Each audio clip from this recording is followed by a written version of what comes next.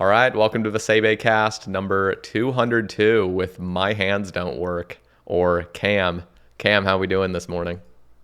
I'm great. I'm doing fantastic. It's been a little bit of a stressful morning, but I'm glad to be here. I'm a really big fan of the cast, and it's cool to I guess join the long list of legends that have been on. Feels like 2 years or something since we were like in initial sort of discussions of like you showing some interest in coming on, and I was definitely willing to have you on, and then it just slides through the cracks like many guests. So Yeah, it's cool though. you blink and life happens. Yeah, Yeah, it's been probably 2.5, 3 years because I got home from the 2.5 year streaming break early December. And I was asking, I want to say a couple months before I took a break. So mm. yeah, it's been a blink of an eye and time flies for both of us. So yeah, I'm very excited to be here. Very excited to be able to discuss um, just the game that I spend most of my time playing. As someone who spends, I would say, 95% of my time in my bed, um, it's a great option to have for context of those who don't know. I'm a C4, C5 quadriplegic, which means I am paralyzed from about my shoulders down. I have use of my arms. I can move them around slightly, but quite literally, my hands don't work. My fingers don't work. I can move my wrist up and down a little bit, but that's about it. Um, and yeah, I'm just really excited to be here. So we have to jump into this like right off the bat. We have to hear the story of what exactly happened because I can imagine just the complete turnaround of what you thought your life would be, and then having it, yeah, just as I said, just flip upside down, and now you're at where you're at. So what exactly did transpire? It's funny that you say the phrase flipped upside down because that's quite literally what happened. I was at military school. I'll get into that story later. But it was February, so it was super snowy, icy. I lived in Michigan at the time, and I was just messing around with my friends, and we were jumping off of a bench into a snow pile. And when I jumped, my foot slipped, and I did not jump up. I jumped forward and did a half front flip onto my head, God. breaking my neck. And yeah, it certainly was a shock. I I was 15 at the time. I then was attempted to be life flighted, but the snowstorm was so bad that they couldn't get the helicopter off the ground. Oh my God. So they had to send out personal plows from the city to get the ambulance to the school. What would have been a 45-minute drive turned into a 3-hour drive. Oh my God. Um, I then was in the ICU for 31 days. Um, was flown down to a spinal cord injury specific hospital called the Shepherd Center.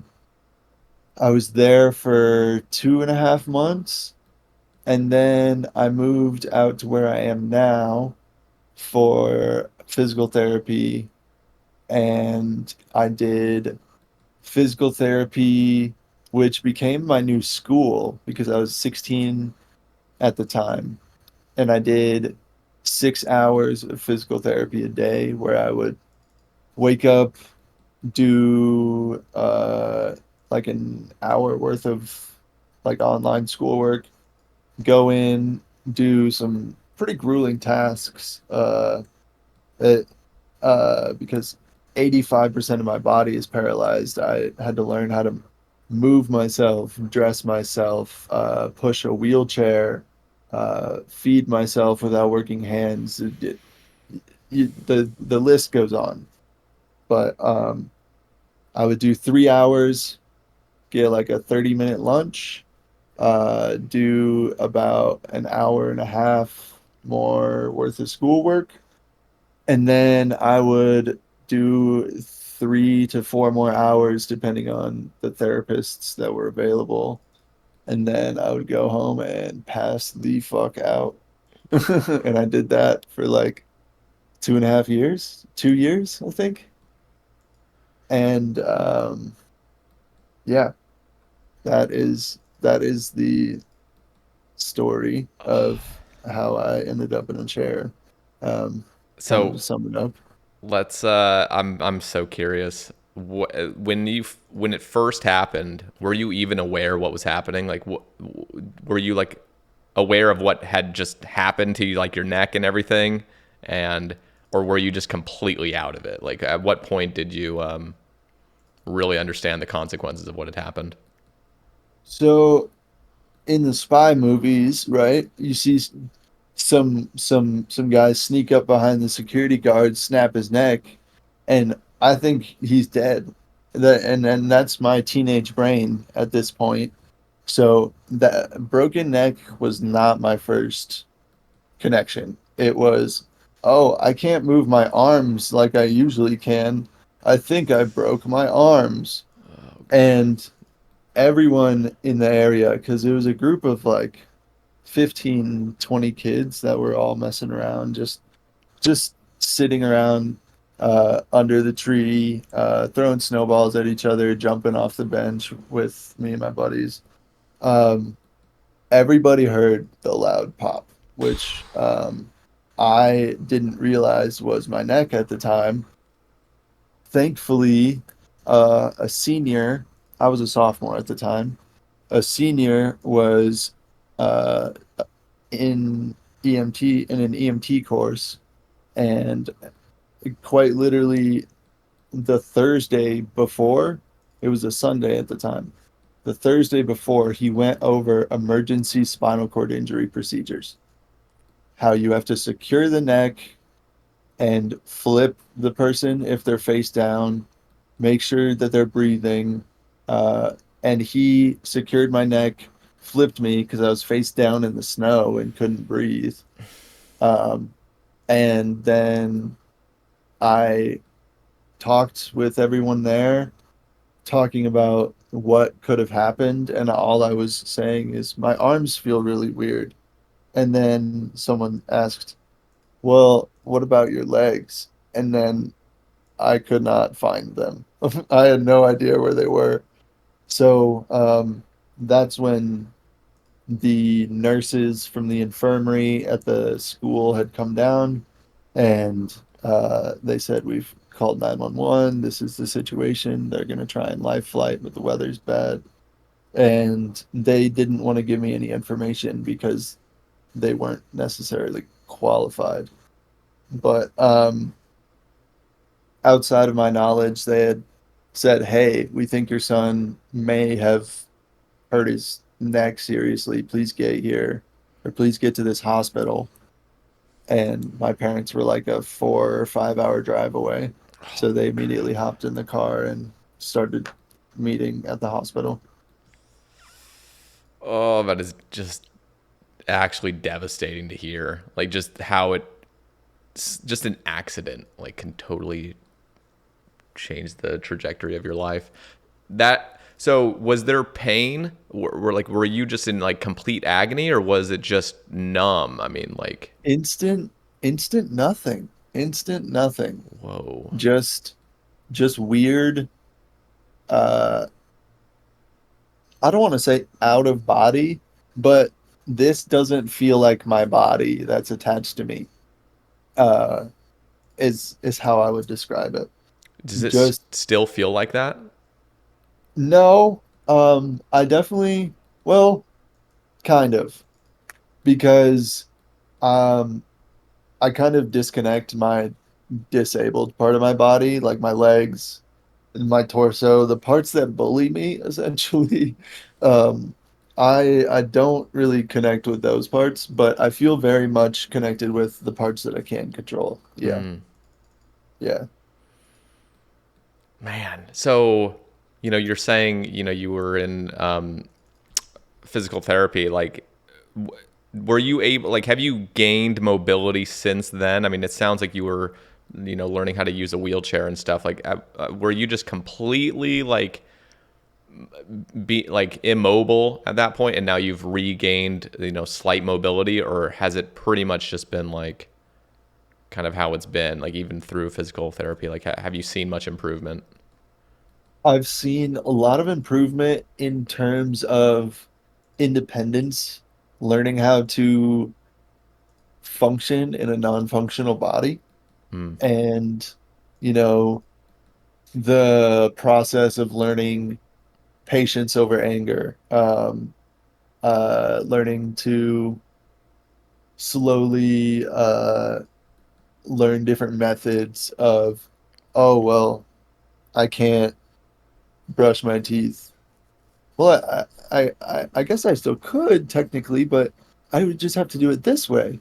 Um, just doing that for literally everything in my life uh, just definitely took a bit of time and, getting used to. But the physical therapy was more so strengthening, teaching me methods of using the muscles I had and physics to off weight, because the main struggle that I have is I don't have use of my triceps. mm, So if you were to try and sit up in your chair, like use your arms and try and push up your butt off your chair right now without your triceps, that and would be see if you can figure out how to yeah, it it just doesn't as work. an able-bodied person, you can't figure out how to do it. Yeah. But with physical therapy, they taught me how to do that, taught me how to move my legs, taught me how to, um, gosh, I don't even know. So you I think are one of, able to like slightly move your legs, and like at like to what capacity can you move parts of your body? right, let me clarify. Um, Move with my arms. Mm, okay. So to sit up and hook my wrist underneath my knee and move it over a couple inches, and then I'll sit up and move my foot over or rotate it. Or I've learned to, uh, if the bed is flat, for example, I'll get up on my elbows, and I've learned to roll on my side or roll Mm, onto my stomach, for example, things of that sort. And that then makes sense. also um, switching to kind of a different side, more occupational therapy, I guess, learning to feed myself, learn how to, you know, take a piss, um, how to type, how to use a phone. Um, all that stuff took, I want to say, 3 years to get decently comfortable.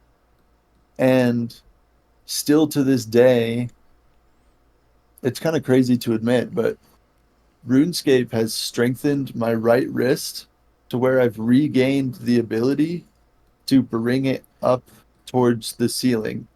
If my fingers are facing the ceiling, I can now bring my wrist up towards the ceiling as of the past 8 or 9 months, which I Wow. couldn't do before. And that's from just clicking a lot, which for me is great, That but is for crazy. most results in carpal Yeah. tunnel. Yeah.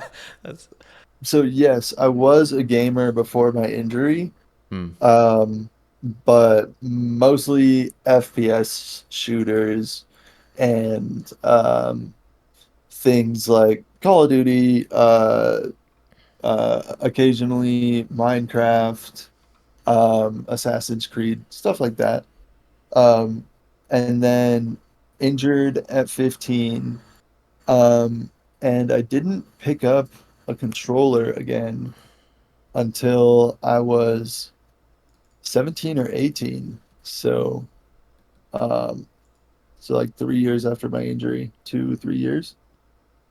Um, and after my injury, I started playing like really, really simple games that didn't require quick actions. Like I would play a decent amount of Minecraft with a few college buddies. I would play Skate when going over to their house. I was able to uh there was a drunken night in college where my buddy would play the colors of Guitar Hero and I would play like the strumming part and we managed to complete 2 or 3 songs like that, Oh, and nice. that was pretty fun. And then Xbox released an adaptive controller for disabled users. So I then saved up for that. My dad ended up surprising me for Christmas and got it for me back in, I don't know, 2019, maybe 2020. And I messed around with Fortnite, Call of Duty, um, still played Minecraft, but played some RPG games like a little bit of Skyrim, Hitman, um, things that required a bit more dexterity. And then I became a slightly famous Fortnite YouTuber because someone with like 3 million subscribers reviewed one of my videos and was like, I don't understand how this guy plays Fortnite. And what I would use is that adaptive controller, which I would have 2 buttons strapped to the insides of my elbows. I would have 2 buttons on a big board next to me that I would hit with the outside of my elbow. I would have an actual regular Xbox controller on my lap, that I could use the X, Y, A, B buttons, the 2 sticks, and the buttons on the inside of my elbows would act as the controllers. And then the 2 buttons that I would hit with the outside of my elbows would act as the bumpers. Mm. So I figured out how to get pretty good at Fortnite and Call of Duty with that. But then there came a time where I was just getting tired of having someone set me up with all those buttons and stuff. And then I saw a RuneScape video, which I now know is just a guy who RWTs and buys like 5 bill at one time and then goes live on YouTube to retain a bunch of YouTube viewers for attention. And then it, I assume, gets a bunch of innocent people banned for RWT to get YouTube views and then moves on. But yeah, that drew me in to what RuneScape was because I had seen it back in like second or third grade when I was a kid. But my parents said, nope, you can't go online and talk to strangers, as they should have, Yeah. probably. Yeah. We hated it. But We'd screech over it, but yeah, it makes sense. Mom, why won't you let me go talk to this random 37-year-old from Oklahoma? Why won't you why won't you let me go talk to random fucking adults that are trying to swindle your credit card information from me as as a 9-year-old? How unfair of you. But yeah, my only experience with RuneScape before that moment was in, yeah, first to third grade, hearing about my friend and then him showing me in the school library what it was. And I was like, whoa, this looks so cool. And then I was never able to touch it. So I then installed it, and I want to say it was about 2 p.m. in the afternoon. I went to bed at 5 a.m. with, I think, every free to play quest done Holy except shit. for except for Dragon Slayer. Just eyes shot, just haven't blinked in 7 hours. Just damn, I think I kind of like this game, Just a and little I bit.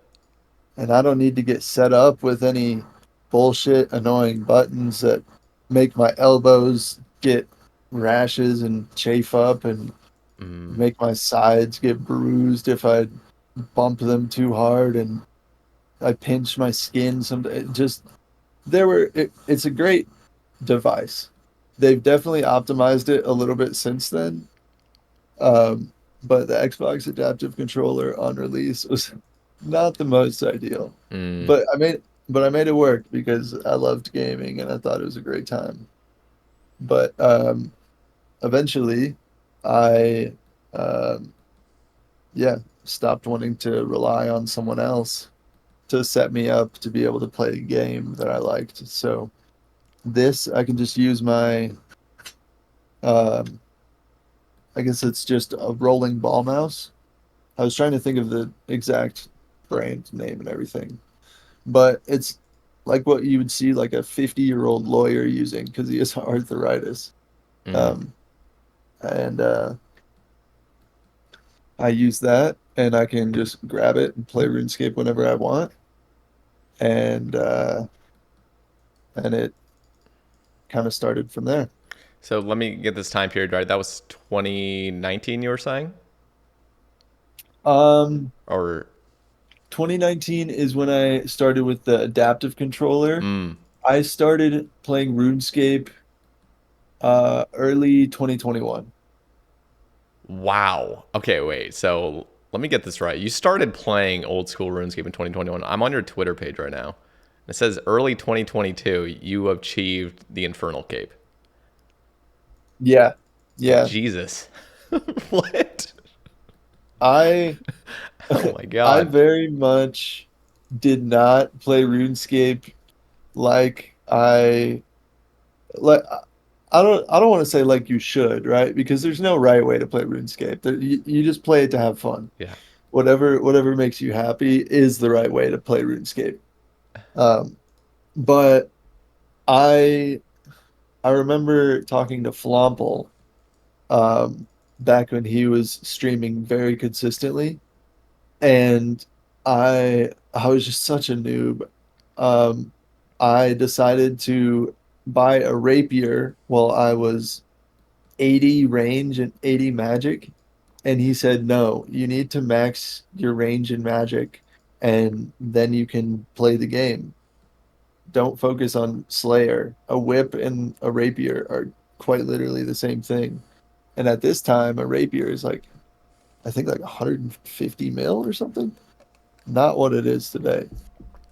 Um, but I listened to him and um, I decided to go to MM2 caves, max my range and mage, and uh, and the rapier funded it. And while I was doing that, it takes maybe an hour or two for each skill to max it, maybe a couple more. So I had some time to think.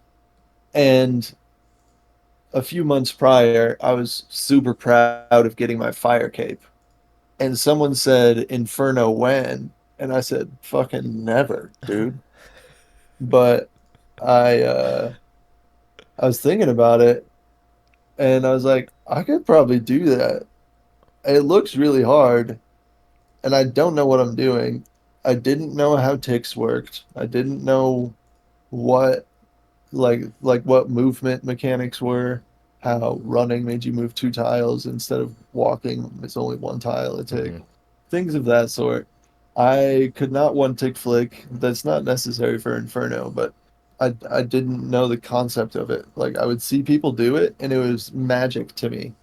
But I figured out how I don't even remember how, but I had a BOFA at that time and a Kodai that was lent to me. Actually, I can't believe I'm about to admit this. For Christmas, um, since I started playing early 2021, it was right after Christmas. I had like 200 bucks saved up, and uh, I bought bonds. Like actually, I bought bonds. Like wasted like 100 to I think $150 on bonds that I turned into RuneScape GP. Legend. Hey, you did it the right And way, you know, respect. no, I did. I've never done anything that's like against the game rules. Um, I've certainly been tempted, but yeah, no, it makes like my Inferno cape not as fun and feel as good. Mm. But yeah, I decided, well, in the Monkey Madness 2 caves, that one Reddit comment from, I don't know, months prior was just back in my brain. And then I made it my goal. After I had maxed range and mage, I was going to get my prayer up to 90.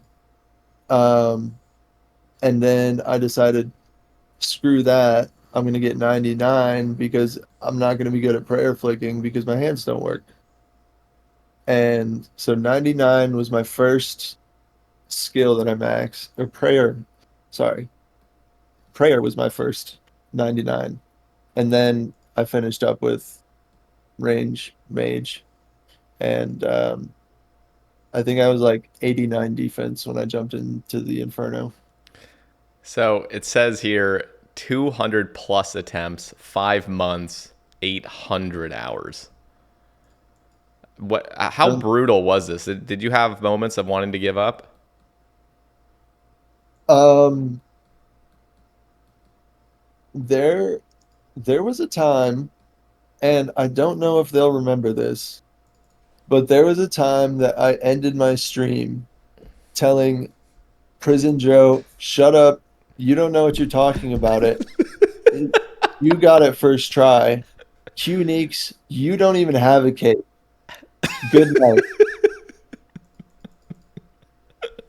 Um, I was a very angry person at times during that grind. Yes, yes. It was not a fun time the entire time. Um, I do not recommend only doing Inferno, then going to Revs to make money for Inferno, then going immediately back to Inferno. Oh God. Um, it Yeah, no, it was definitely a rough grind, but for me, it's like I don't know. Once something's in my sight, I need that shit, and I just my stomach isn't full. I don't feel fully like a man. I don't know what it is. Yeah, yeah. I I just need to accomplish my goals, whether it's in real life, in a point and click video game from 2001, whatever it is. I need it to get done. what was the hardest part in the Inferno? What wave would you say? Or triple jads or Zuck itself? My body, honestly. I Well, obviously. um But I guess aside from yeah, that, yeah. um, well, I say that because there were three Zucks where I just ran away from the shield because I spasmed and I just start clicking Oh away. no. And I'd Puggin and Call with me, and which is nerve wracking in and of itself because it's my first time talking to this fucking Giga gamer who I watch his streams constantly, and then he pops in my chat uh, and says, "Hey, I'll help you." So that's nerve wracking in and of itself. But then I am dealing with the spasms, and I just hear him sigh and just say, "It's okay, man. You'll get it next time." Uh, And it's what I needed to hear because I was close to the breaking point, but I think it took me 11 zucks, nine or 11. Oh, that 11 or 9 yeah. zucks. Um, but yeah, it I would say Zuck was probably the hardest part. Just finally figuring out how to do the right thing, finally getting there, and then just having uh, either my body or my misclick, my one tile too far step out, kill me. Just probably the most crushing thing Uh, I've experienced in RuneScape. but man, the feeling of getting it, how was that? Oh my gosh, it is not it's not easy to explain because it was a mix of relief and then the next day the dopamine hit and I was like, "Oh my God, I'm just logging in, staring at my cape, Yeah, messaging everybody, exclamation point KC Zuck." Like it legend. was probably definitely not probably definitely one of my highest points on RuneScape. Absolutely. Isn't that just the best, man? Like the thing is you had to overcome so many more hurdles than the average player. I mean, even my infernal cape. I mean, the sense of accomplishment was just out of control. It felt so good, and I feel like most players could totally agree. Like the next day when you wake up and you're recovered from all the stress, and you just get to log in and look at your cape, it's like, oh, it is glorious. It So doesn't it definitely does not feel real. If you are someone that is missing, the feeling of being a kid on Christmas morning, fucking go get an Inferno cape if you don't have actually, one. yeah. Like that is if you need some dopamine in your life, if you need a challenge in your life, uh that's definitely something that will be there for you. And it's fun because you can feel yourself progressing the whole time. Yeah. You're like, "Oh shit, I got killed this wave in 4 seconds last time. I still died this time, but I knew to move to this tile, flick this prayer on, and next time it'll be an instant reaction and I'll be able to get it correct," Hmm. sort of thing. So, what other accomplishments have you achieved in this game besides just the Inferno? If I'm thinking in order, after the Inferno, I did a solo 500. I sold my Tebow for a Bofa and a Shadow, and decided to do the same thing as my Inferno Cape, smash my head against a brick wall until I break through the brick wall. Um, I started with a 350, and that was with Tebow. Solo 350. I pushed it up to a solo 425, and that was also with Tebow. And then I decided to commit, sell my Tebow, and then I actually did a raid with my buddy, and my buddy Boofy, and the second raid that we did after I bought the Shadow, he pulled one. Wow. So that was half my Tebow back.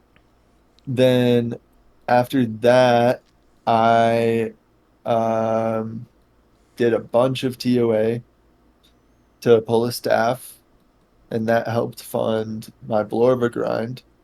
Shout out to my friend Radical Love and everyone who donated me orbs also for Blorva because that took, I think, 700-ish orbs. um, most of them at Vard Orvis. I think the count Oh for my Vard god. was 355, if I'm remembering Oh correctly. my god. Okay, let me ask about Vardorvis. Did you do many like normal Vardorvis kills before attempting? Yeah, I think I had 1,000, maybe 1.5K before I started attempting Awakened. Oh my god. So, and you're claiming that was that was the hardest just based on the amount of orbs you used. Like what was I mean, dude, having functional fingers, that boss fight is brutal. I mean, it is so you have to click so many times in one tick occasionally, and it's just out of control. So I can't even imagine for you. Like, did you have to rely on RNG to some aspect? Like, just pray that there's not like the green and the blue plus the axes plus some other bull crap happening all at once. I feel like that's almost like a guaranteed death for most people. At the time, I was reaching out to the best PVMers, Adicon, No Monkey, Port Kazard even helped out. Um, and the end strat, the end tip was get good. It was not RNG at all. There were definitely more attempts thrown out to bad RNG, like just back to back axe in the corner, and I have to do range mage melee, dodge out of the corner, Yeah. um, and then repeat that 8 times in a row, and I mess up the eighth one. It's No. like, oh, of course, of course. Um, but yeah, it. I would say that is probably the hardest achievement that I have accomplished because that genuinely almost broke me. I was debating fucking RWTing my bank and buying Ethereum and never coming back. I was not in a great headspace, obviously, because at the time, um, I was in a skilled nursing home, not getting the best of care. Just that's a whole nother story, but it was um, definitely the most difficult thing, especially because I don't have shift click available easily. Mm. I can take my hand off of the mouse, like being able to move the mouse, and I can shift click that way, but it takes like 2 or 3 ticks, and also taking my hand off the ball mouse perfectly so that it doesn't stick or accidentally roll slightly. And then I have to click a button that is very inconvenient to hit in the top left, to shift click.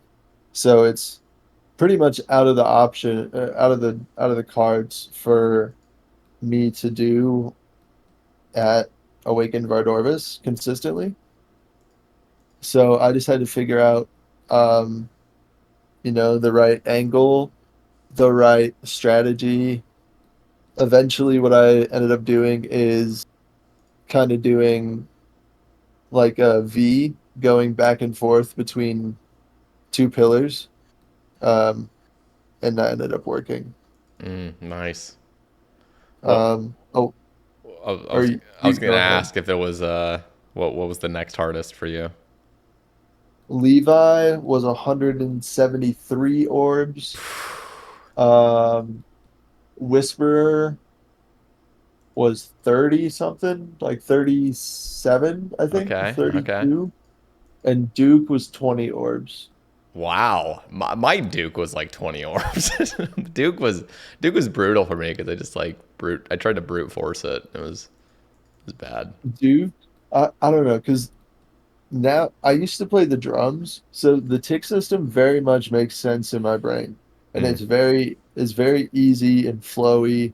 And I think that's why I'm able to be be pretty decent at RuneScape, is because I understand the tick system to a decent extent.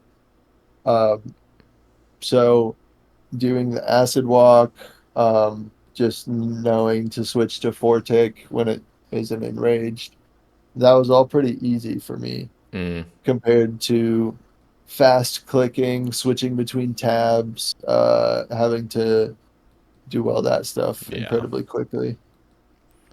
And then, yeah, after I finished Blorva, I got my quiver, and then I finished Master CAs, and now I have Coliseum, Inferno, Fight Caves, and Kriara left as solo tasks before Grandmaster.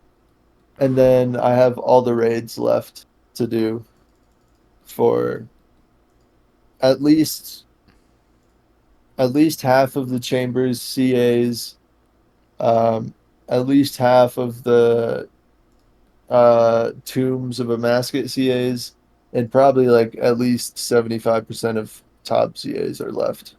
What are the hardest CAs do you think for you that you're like dreading doing? The regular gauntlet speedrun took me 3 weeks.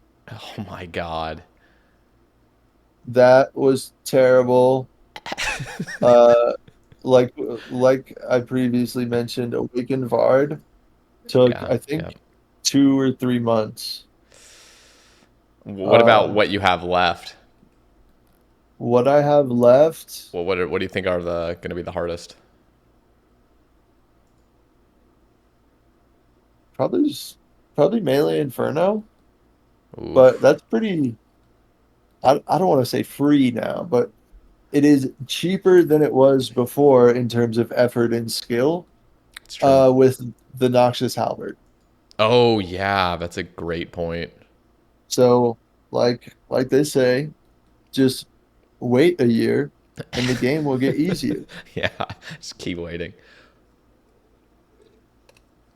It's true But though. yeah, I would say Melee Inferno or some speed tasks, just because sometimes I have to readjust, have to move my mouse around, and I'm not the quickest gamer, or most efficient, let's say. So there's something for those listening. We have sort of like a little bullet point list of things that we definitely want to cover, and one of the things was the accessibility over the past years with clients and with plugins. I guess RuneLight. Everyone uses RuneLight now, but what have been some of those plugins that have been total game changers for you? Um, Menu entry swapper being allowed to uh, be pretty much fully what was available on a cheat client is now available on RuneLight. Hmm. I think the only thing is just left click blackjacking, right? Or something like that. I think blackjacking is weird with menu entry swapper. Yeah, But I haven't really blackjacked. All I know is that if that's still a thing, that is so stupid. That is very archaic and just needs to be done away with. right. But um I wouldn't say it's uh too many plugins aside from menu entry swapper because that or entity hider using being able to hide dead NPCs is what Mm. allowed me to get the gauntlet speedrun because right clicking, Oh um, yeah, I know what you're talking about. move moving the mouse to spam click multiple times is not my strong suit. Yeah. So once I was able to hide dead NPCs, I got the speedrun in like 3 days or something. That was. Um, I'm so glad they made that. I mean, I'm so glad. Like over the years, it's kind of sometimes it's hard to see just how many luxuries we have nowadays compared to what the game used to be. Like CG was awful when you had to just continually right click every single thing if you wanted to be tick perfect, or you just wait like 4 more seconds for the monster to finally despawn, then spam click. I'm sure some CG sweat can tell me the actual statistics on this, but I swear without shift click, without um, dead NPCs, I think you would lose like 10 to 20 seconds just waiting on dead shit to Oh, die. easily. Yeah, I believe it. And yeah, that definitely made the speed runs harder. But the thing that made probably the biggest game changer for me is a program called Alt Controller, which people ask how I play a lot, and I guess I can get into that now. Yeah. Um, because I think that was probably the number one asked question when I posted on Twitter that I was going to be on the cast. Obviously, that I followed I followed that up with if anyone has any questions, please ask them below. And the most asked one was, "What do you use to play?" and like, "How do you play?" Some variation of it. And I use a Kensington Expert Trackball for anyone that wants to go look it up. It's a wireless mouse. Um, and a program called Alt Controller, which puts little boxes on my screen. So I have a tiny box above my inventory, one in the middle to the outside right of my inventory, one on the bottom right corner of my inventory, and then one on the left side. I am able to move my mouse into the box and it acts as a one-to-one button press. So I have a box on my screen where when I put my mouse into it, it'll open my mage tab, and one will open my inventory, one will open my prayers, and one will open my equipment tab. So I can remove armor, helmet, boots, whatever I need to. Um, and that's how I play is I move the mouse into the box, which will activate the F key, and then I'm able to just move my mouse and click where I need. So it's simply just dragging your mouse into that little box, and that's the thing that makes it. You don't have to click anything. You just move it in there. Right. I don't have That's to nice. click anything. I um I do have a button on my mouse set to prayers. So I the problem that I have is when I do flick my mouse out of my inventory, or to the side or to the bottom of my inventory, wherever, I have to flick it back to where I think that the prayer is, or the potion is, or the piece of equipment is that I need. So, and also I don't like screen markers. They just kind of feel invasive and don't feel like RuneScape to me. Mm. So I try to have minimal screen markers, but having to flick my mouse out of the inventory rather than clicking the key on my keyboard and having my mouse remain in the area where I know whatever I need will be is probably my biggest struggle right now. Mm. Um, but yeah, I have prayer set on one of my corner mouse buttons so I can react to prayers quicker than anything else. Now, do you ever play RuneScape Mobile? I rarely do. Um, when I do, it is just like AFK Karambwan fishing Mm-hmm. or something like that. I did challenge myself back in the day to get a mobile regular gauntlet kill, which took a couple hours, but I got it done. But it was not easy. I don't recommend Yeah, it. but doing any like if you're not chopping trees or just fishing on mobile, like everything becomes. Well, let me be clear. I the one time I went PVMing, this is probably like I don't know a year and a half ago or something on mobile. I just decided to kill a few mole because my guy was already like planted there from the PC. So I just logged Right. in and killed a few mole, and that was the one ever collection log I got. I got the mole pet like 6 kills in on mobile. I could not believe it. It's crazy. Wow. Yeah, it was awesome. It was like 2,400 something KC, but yeah, I just did like 6 kills on mobile and got it. I couldn't. I was like, hell yeah! All right, nice. Mobile's got that RNG. There's something about mobile luck because I know, God, who was it? My memory is terrible, but there was someone who was, I want to say 7 or 8,000 kills over the drop rate for a mutagen. Mm, Logs in on their lunch break at work, does 2 Zulrah kills because they were planted there, got the damn mutagen or the pet or something. Um, I can't remember who that was, but that's that crazy. maybe for anyone out there, if you're super dry, maybe do a kill or two on mobile. Yeah, or Try that. 6.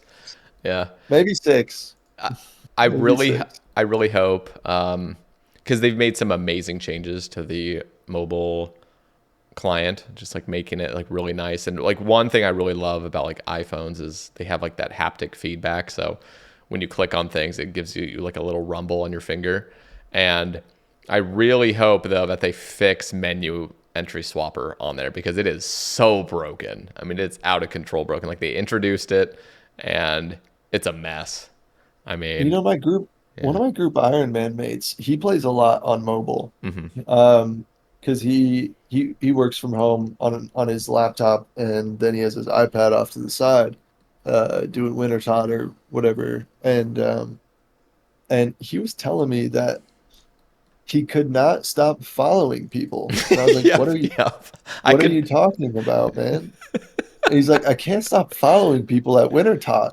Yep. I'm like, uh, well, are are you on your PC? Like, is it a menu entry swapper thing?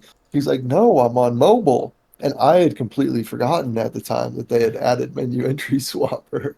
But It's yeah, it is very buggy. I've heard about 3 or 4 different scenarios similar to that where it either resets his settings, it resets to either follow or trade. He can't use the braziers because Yeah, because if you the if you switch if you switch the players back to walk here, which is the normal function, then everything becomes walk here. So you can't even click things anymore. It's ridiculous. yeah, there's definitely some room for improvement. Yeah. I've not experienced it personally, but I've heard through secondhand that it's not fun to deal with It's cool how many things they have now going for it. Like if everything worked perfectly, it would be really nice. because they have what, the tile indicator, they have Yep. ground markers, they have do they have a clue helper on there yet? They That's a good question. I think they might. I haven't actually done any clues on mobile. I know it's in talks. I don't know if Yeah. they've implemented it yet, but See, if they add like it's quest helper and clue helper and stuff, that will be such a game changer.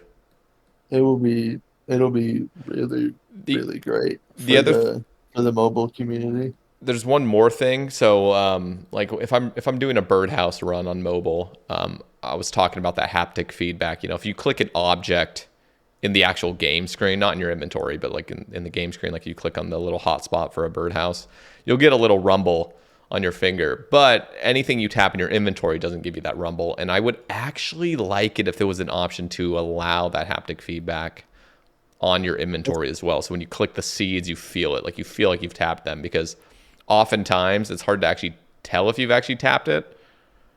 that's Um, understandable. yeah. Yeah, that's very understandable. I can imagine that it probably just feels really like disconnecting to, oh, here, let me interact with the game, and then as soon as I interact with an object, it doesn't really feel the same. Yeah, Yeah, yeah, that would be it doesn't feel quite the same. Like the haptic feedback feels it's so good. It feels so nice and just the inventory doesn't have it.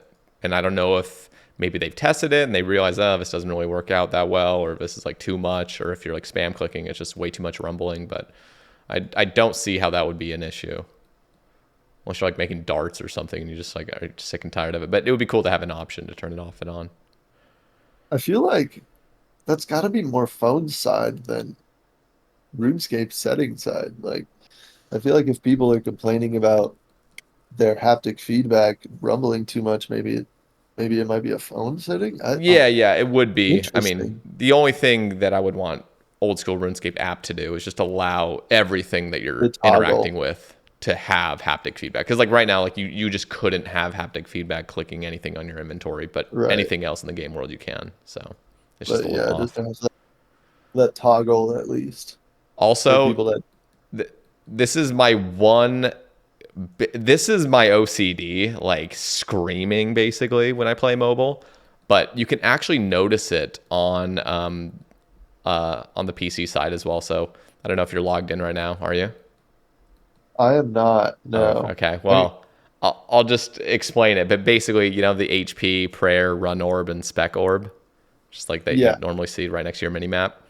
Well, the run energy orb's shadow is the opposite way than the other three orbs. So all the three orbs have a shadow kind of on that, like, it kind of looks like a sphere. And like the little orb looks like a sphere, and the shadows are down in the bottom left. But the run one has it in the top right. Or sorry, the top left. The On other ones have it in the bottom right. And when on mobile you that's different? no. It's the same on mobile, but you Oh. start noticing it because like in the main game you're kind of just like whatever, you're not really cared about the Oh shadows. But no. but when you minimize the mini map on mobile, it minimizes it and it puts all the orbs like right down a little list, and it looks like it's off. It looks like it's skewed, but because it's like an optical illusion because your eyes are seeing the shadows differently. So like this is the weirdest OCD thing. Like there's probably one person listening that's like knows what I'm talking about because it's so They're like, autistic. yes, yes, I hate that. Yeah, but it's like, dude, can you please change the shadow effect on the run orb? Why is it the opposite than the other three orbs? It makes it look like it's not lined up properly. Somebody's gonna log into mobile and Interesting. notice it now. It's annoying. Interesting. Oh, next time I'm fishing for ones, I'll keep an eye out Yeah, for yeah, that. yeah. You have to minimize the mini map though. So you just like hold on the little world map and then click minimize, and then those four orbs line up down a little line, and you'll kind of notice the run one looks like it's not lined up properly, but it's just an optical illusion. It is lined up properly, but the shadow makes it look like it's not. I So gotcha. yeah. Okay. Interesting. Yeah, I'll keep that in it's mind. odd, but this is me. Little, I play too much. I start noticing things. It's I like the green pixel on the construction icon. Start that's what I noticing was things. about to say. Yeah. I have little preferences like that. I can't think of any off the top of my teleport has to be in the bottom left of my inventory. If it's not Ooh, my triggering for it, you. Yeah. yeah, I Yeah. just it's weird. Yeah, we all. You know what would be actually really fun is to kind of make a video and just talk about everybody's pet peeves with this game and like their little OCD things that they need to do, because I'm kind of like I love having my max cape in the top right if I'm playing on a max cape account. Like always love having it right there. If it's anywhere else, it's just like, oh, this is not right. Everyone definitely has their teleport, their rune pouch spots, their Yeah, whatever spots. yeah, Yeah. it's so funny.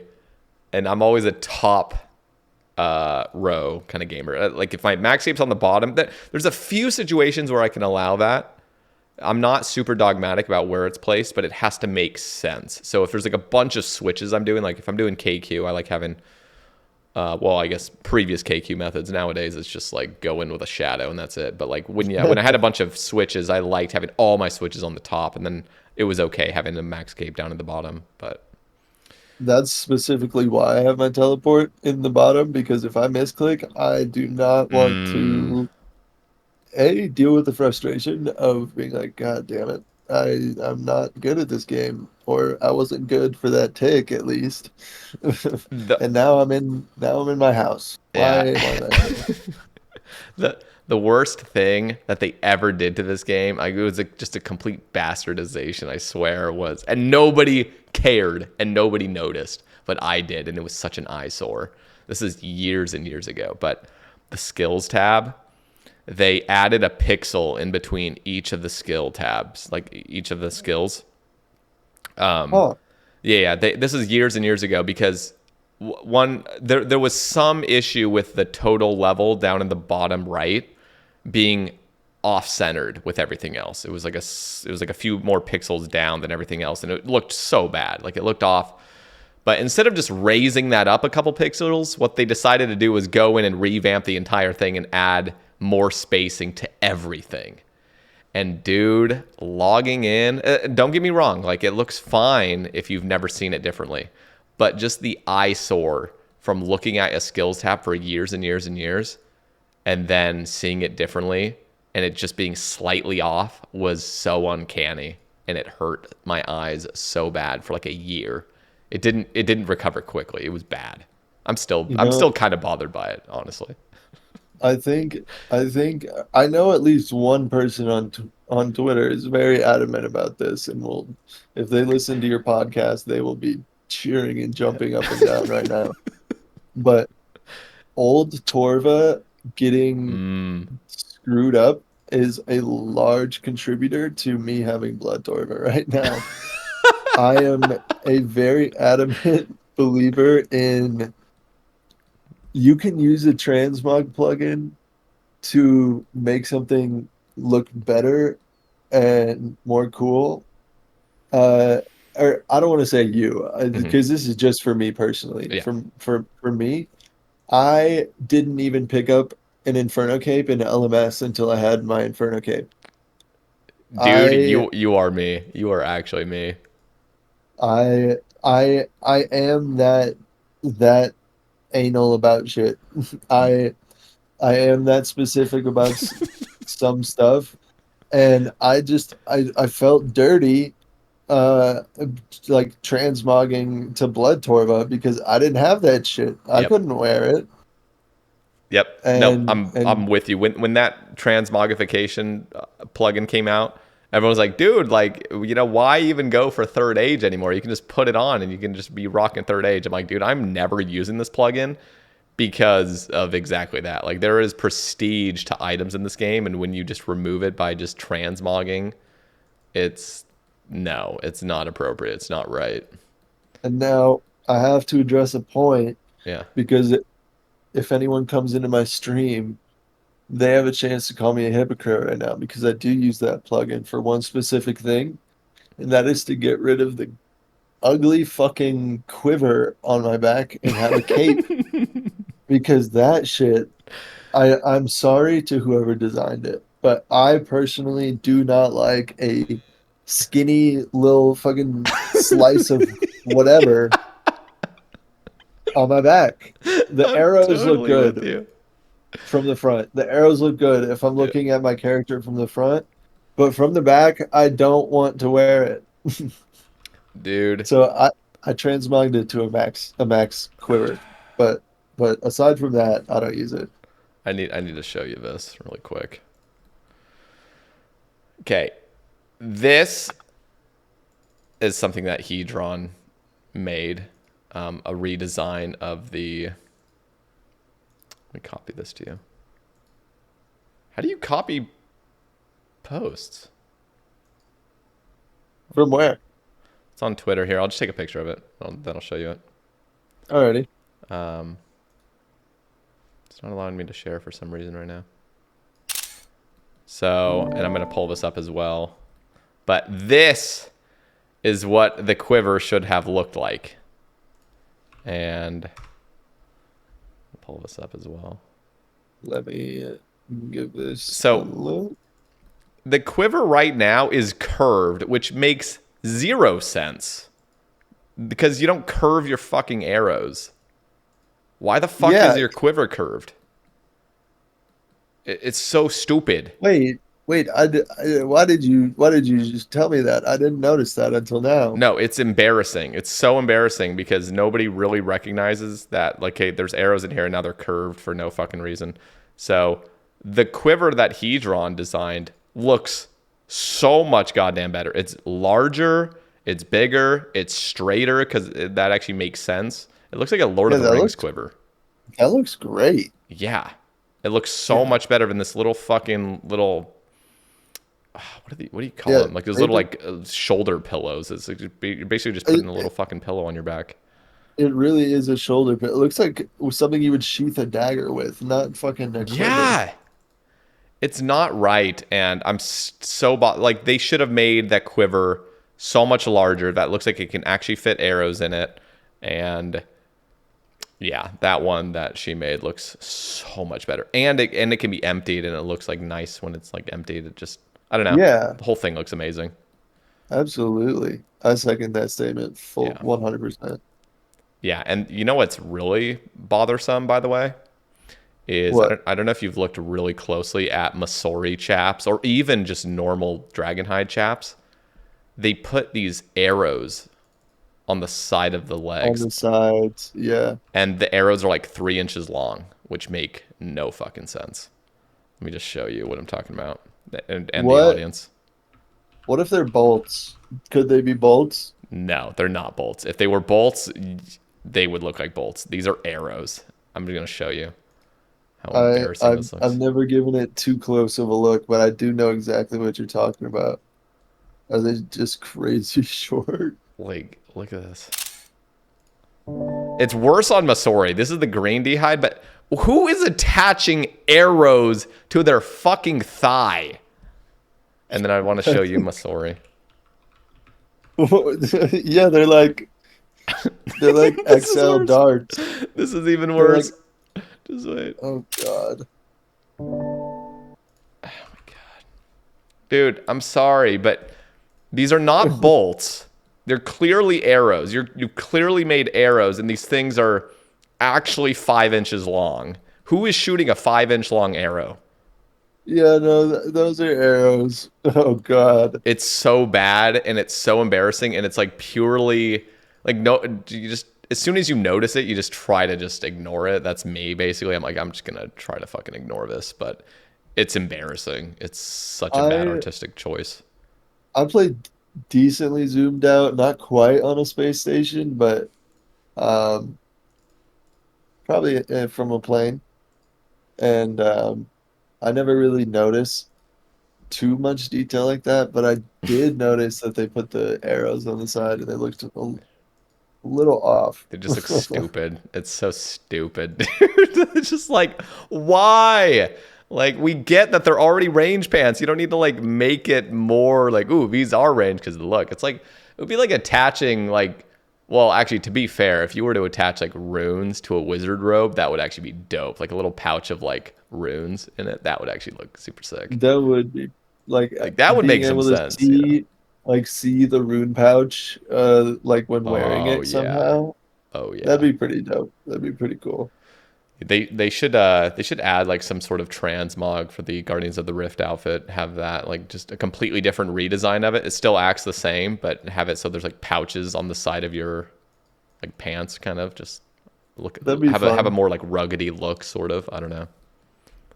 That'd be cool. Yeah, you are guarding like the rift. Shouldn't you be a little bit more rugged than in like Yeah, perfectly not tattered robes? dude, that's what you know. What as well? That's always a gripe I've had with Justicure armor. Justicure looks like this snow, or what am I trying to say? This showcase. I was about to say snowflake. The showcase armor that's never like it's like a knight that's never actually been in battle. He's like, oh, you're gonna use this armor for this ceremony, basically, but you never actually fucking use it. You know, of course. It's like it looks way too Right. pristine. Like, can we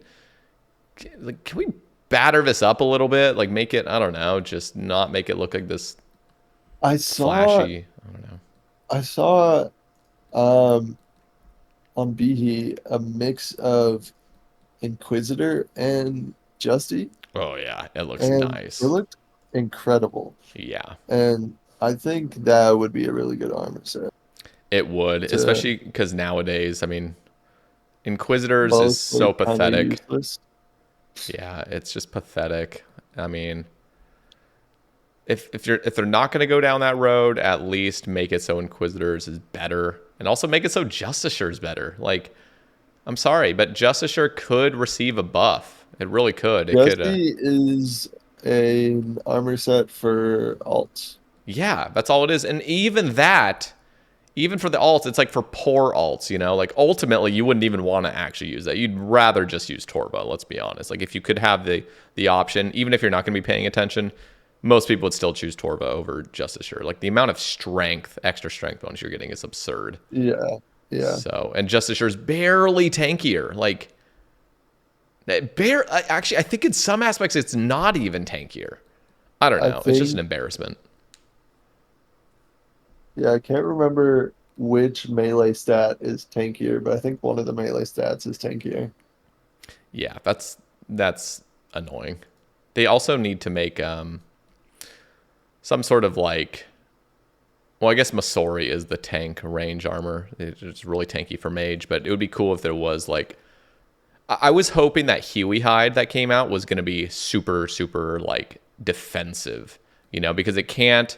We're kind of locked into this situation where you can't add anything with range strength with range armor right now because it's just going to be unfair to Armadil and Yeah. it's going to be unfair to Masori. But there's still other ways to go about it. And I was really hoping that Huey's added some prayer, but not enough prayer to justify really ever getting it. So I was thinking, oh, like it'd be cool if Huey could actually be buffed in the prayer department, and then we could just have another range set that comes out that's like really tanky, but maybe not so good for other things. I don't know. I think Where range. where would you use it? What do you have in mind for like what would it be used for? Just any sort of. I mean, if it was tanky, if it was significantly tankier than let's say Masori, then you could use it at somewhere where you're not looking for the range strength. So somewhere like Sarachnis, where you're trying to prey mage against the mage spiders. Okay. Fair. Yeah, I gotcha. Just places like that where like you, or even Kraken, I guess, but most people would just use Ancestral at that point. But Yeah. something that's just going to be hitting you with a bunch of fucking mage attacks, and you can just tank against it, but you're not actually using that style. I don't know, but the thing is, I'm actually very proud of what Jagex has done and introducing a lot of like cool armor. Even like mixed hide is really cool because it offers some melee strength plus There's been a range. lot of cool shit added. There's Yeah. been like the Moon's armor is very fun. I know the Zerk community was throwing a little fit about it, but Hmm. I think it's a very fun idea that, there is like what level 50 armor are you gonna wear? With the granite? And it's just it is a nice stepping stone. It teaches some decent PVM mechanics. Nothing with prayers, but like movement is equally as important, if not more important. The So I my only real gripe with Moons, because Moons is phenomenal. Like the loot is very balanced, the armor's so unique and so cool. yep. It's balanced with Hmm. the costs required, and but the one thing they need to do is fix the fucking bullshit of hitting the boss to 1 HP left, and then you have a 50-second kick a fucking ice cube for 50 seconds and just to move It should on. be like it should be like 90% or 75% reduced damage or something, so you can just power through that last little Yeah, bit. I I know. don't know. I'm not a game designer. I don't know shit about how to make a game work well, but I do know that that is one of the most annoying things, and that's why I'm kind of dreading it on the group hire. It's unbelievably triggering. And the other thing is like, you have the Eclipse. I mean, Eclipse is honestly probably the best one, and even that one's in a way is the worst, but it's like it feels the best to me because you have that phase. It switches into a phase where you're actually dealing more damage than you normally would be doing. That feels fucking good. You're doing the 2-tick like halberding basically. Right, But right. you also have to follow a fucking whopper around the room for 40 seconds for no reason, doing nothing. You can't do anything. And I'm like, who designed this? Like, this is embarrassing. Like, this is actually just truly embarrassing that you can't be doing any damage. Like, at least allow you to like bolt the boss. If you really wanted to sweat, you could pull out your range weapon and just start shooting it behind the boulder. But no, you just gotta sit and That'd be take it. nice. Yeah, they definitely weren't didn't have that in mind when creating the content. It was definitely how do we teach people some early mechanic or some mechanics earlier on in the account rather than wait until Gauntlet or the Inferno. Like my not wise decision. I learned about movement in the Inferno, so Yeah. I definitely agree with you, and that would make moons probably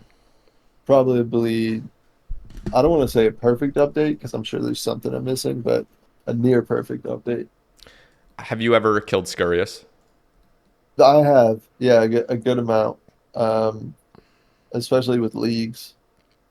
The Um, I wanted to mention it because Scurious is so brilliantly designed for early levels. It teaches you so much without being punishing.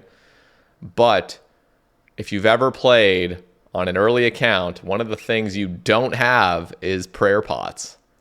hmm And you could be a main account and just buy a bunch of them, but at that point, if you already have a alt account that just has a bunch of money, you're buying prayer pots, like that's, you're probably not even going to be at Scurious. But a lot of low level irons would love to appreciate Scurious, and they even have these cheese piles that you can eat every 10 minutes and heal up, and it would be the perfect opportunity for you to heal your prayer from it. But no, you but don't get any no, prayer. And why why would I heal prayer as a early game account? That just wouldn't make sense. it's so dumb. And I was thinking, dude, what'd be cool? If you remember the demonic ruins out in the wilderness, it has this prayer restoring effect. You just Yeah, around the area, dude. slowly raises your prayer. I was thinking, what if you complete Demon Slayer because you killed the demon that was just right outside of Varrock. There is now the spirit that's been lifted, and so in the Varrock sewers, you get this the demonic force down there is gone, so you actually restore prayer passively just being in the Varrock sewers. So it becomes So a training spot where you seemingly have unlimited prayer. Not unlimited, but you'd still have to conserve it to some degree, but it would actually have a it would relatively teach quick. prayer conservation, Yeah. and it would And it just restores it. And give the cheese piles the full give the cheese just some give the yeah, prayer. give the cheese some prayer. Holy fuck. Put a little like glass of wine next to it or something so it fits Yeah. the Actually, slapstick humor, yes.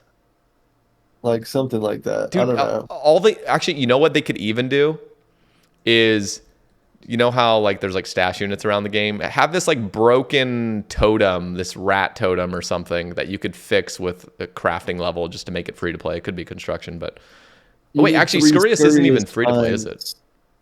It's not. It is members, It's yeah. members. They could have it at a construction level then. Make it like 9 construction. So you have to do Daddy's home first, and then you can build this little altar, and then that becomes the prayer shrine. There you go. Something like that. That definitely would be beneficial. That Yeah, was definitely a slight oversight, it but was.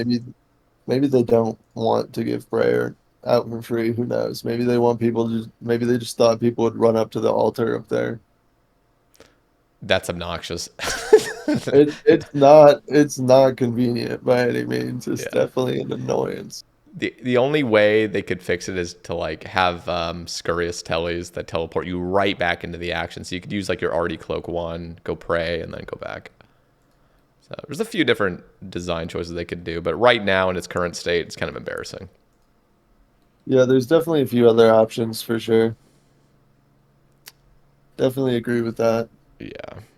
So let's um let's talk about this. Is actually, I actually wanted to talk about this because you did mention his name, CrippledScape, or Shane as we knew him.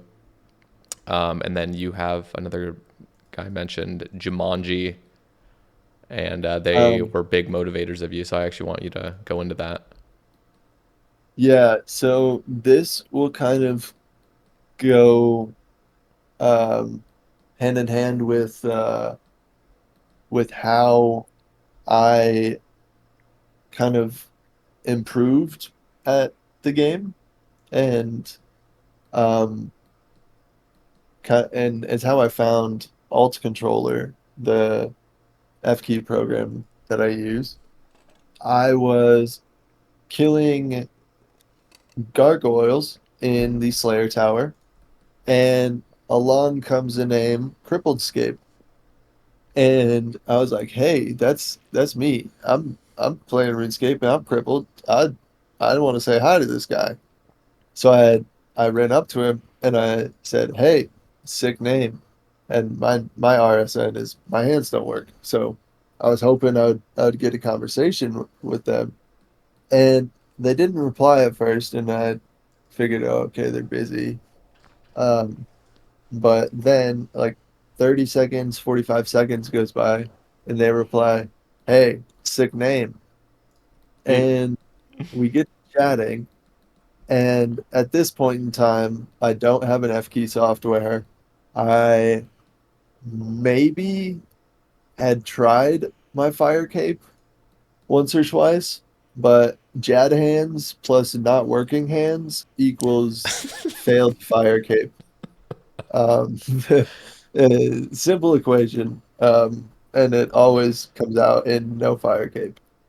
um, but he and I started chatting, and we hopped into Discord because he was going to fight the grotesque guardians, and I was like, "Where are you disappearing to? Up these mystical stairs that I can't go up because I don't know what a brittle key even is at this point." Um, and he explained to me everything. We hopped in a call. He explained how he played, how the F key program worked. He sent it over to me, and I was like, "Damn, this guy is fucking cool. I gotta, I gotta be like this guy." And and we chatted for a couple months. I got my fire cape, and I was excited to tell him. And unfortunately, I don't know the timeline, but I started seeing him log in less and less after Max, and CrippledScape Shane. He unfortunately passed away pretty early on into my RuneScape career. I it's my memory is not the best, but I remember thinking that, man, this is just so fucked up and unfair, and like such a wholesome and just inspiring and willing to share person uh just got the shittiest cards dealt to them. And it just didn't sit right with me. And I heard that news, and I just kind of connected the dots of him not logging in, but I truly owe all my achievements and a lot of the motivation to push through hard achievements, a lot of the talks I had with myself, because for those who are listening that are unaware, CrippledScape Shane, he played with eye tracking software, and he got an Inferno cape like that. And I wasn't in the community at the time. I wasn't witness to it, but I heard about it, how legendary and how just insane it was. And I don't know, I felt like that torch couldn't go out. And I don't know, he kind of lit some fire in me that is, you got to push yourself to do hard content. You got to push yourself to uh, share how you play with people who are wanting to. You got to, like, keep CrippledScape ideas and great personality and just everything about his inspiring self alive as much as I can. And Jack, or Jumanji, the other name that I listed, um, I'm slightly unfamiliar with his past, but it came to my attention that he used to not let people know that he was a quad, and I'm pretty sure he started Oblivion. Whoa. Um, so he's a gamer. Um, I don't know much more than that. I've talked with him, and I know he's told me how he plays, and it's just spacing my mind right now.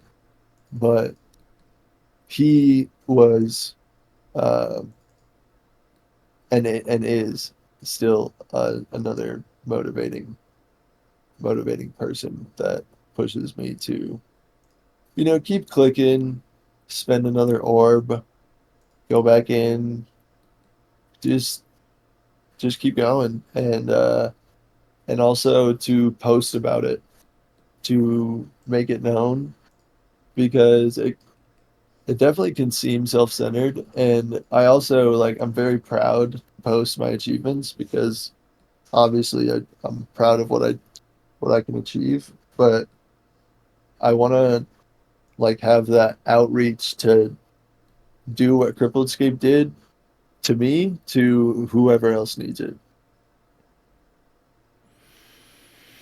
Yeah, Uh, that's so awesome. yeah, that I remember watching CrippledScape. I was following him for a few years, just pop into a stream here and there, and yeah, just hit. I remember him getting his infernal cave. That was unbelievable. Like, yeah, and just as they are like huge motivators for you, I think, and like inspirations, I think you as well have kind of like taken on that torch because even people that don't have physical disabilities, like seeing somebody that overcame so many hurdles, like you getting Blorva is just insane. I mean, that is just so crazy. And for people that, are struggling themselves that, don't have all those excuses, I mean, it's that you are probably seen as an inspiration to many people in this community as well. So well, thank it you. gets passed along, I'd say. I definitely I definitely hope so. I know that um I don't know, a couple times a month there's the occasional Reddit post that's I have lost the ability to use my mouse like I'm used to. I have to play with my left hand, or I broke both my arms. Does anyone have any suggestions on how I can play for the next few months?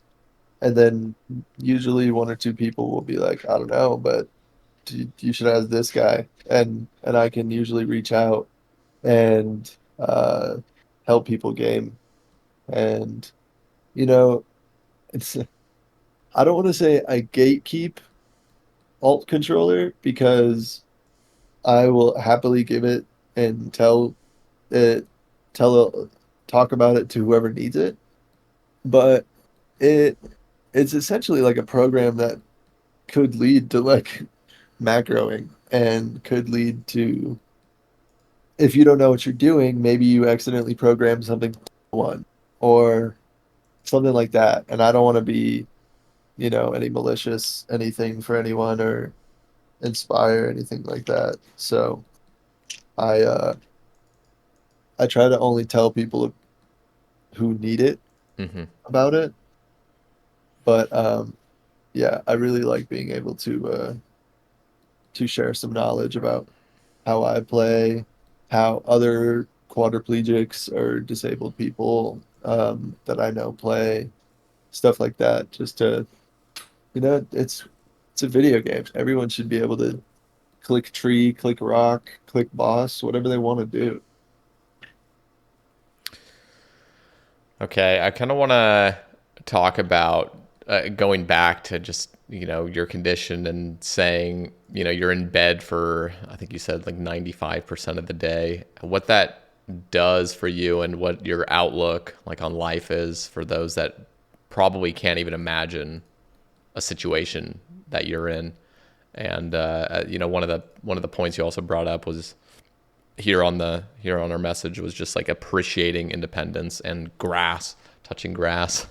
So if you want to kind of delve into that a little bit. Yeah. Yeah. So yeah, this will probably tie in a little bit with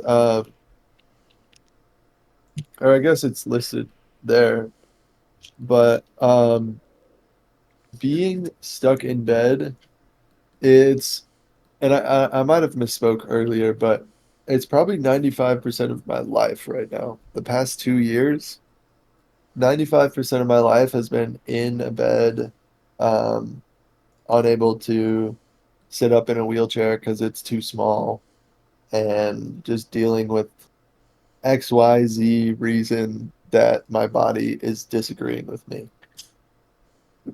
And um, at first, it kind of taught me that I'm very ADHD and I can't sit still very well. Um, but it gives you a lot of time to think. And when my brain calms down a little bit and I can actually think, it gives me time to appreciate uh, the things that I have in my life. Even though I'm lacking, let's say, the ability to jump up right now and go grab a sandwich, um, I have someone in my life right now who will help me with that.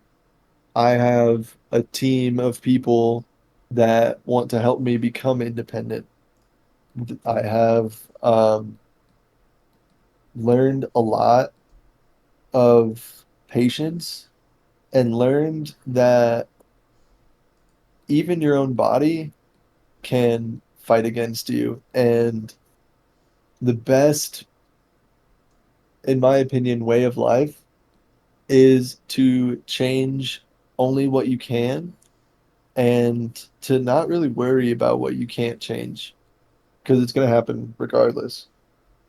So if I'm having a bad day, um, because my spasms are bad, let's say, and my spasms will be my legs shaking, throwing my mouse off my lap, my hands curling up into balls, my back making me fall over to the right slightly, just very inconvenient things that, yeah, I can get mad and throw a fit, or I can, try and find a distraction, appreciate the fact that I'm sitting in a bed that won't give me a pressure sore, that won't damage my skin.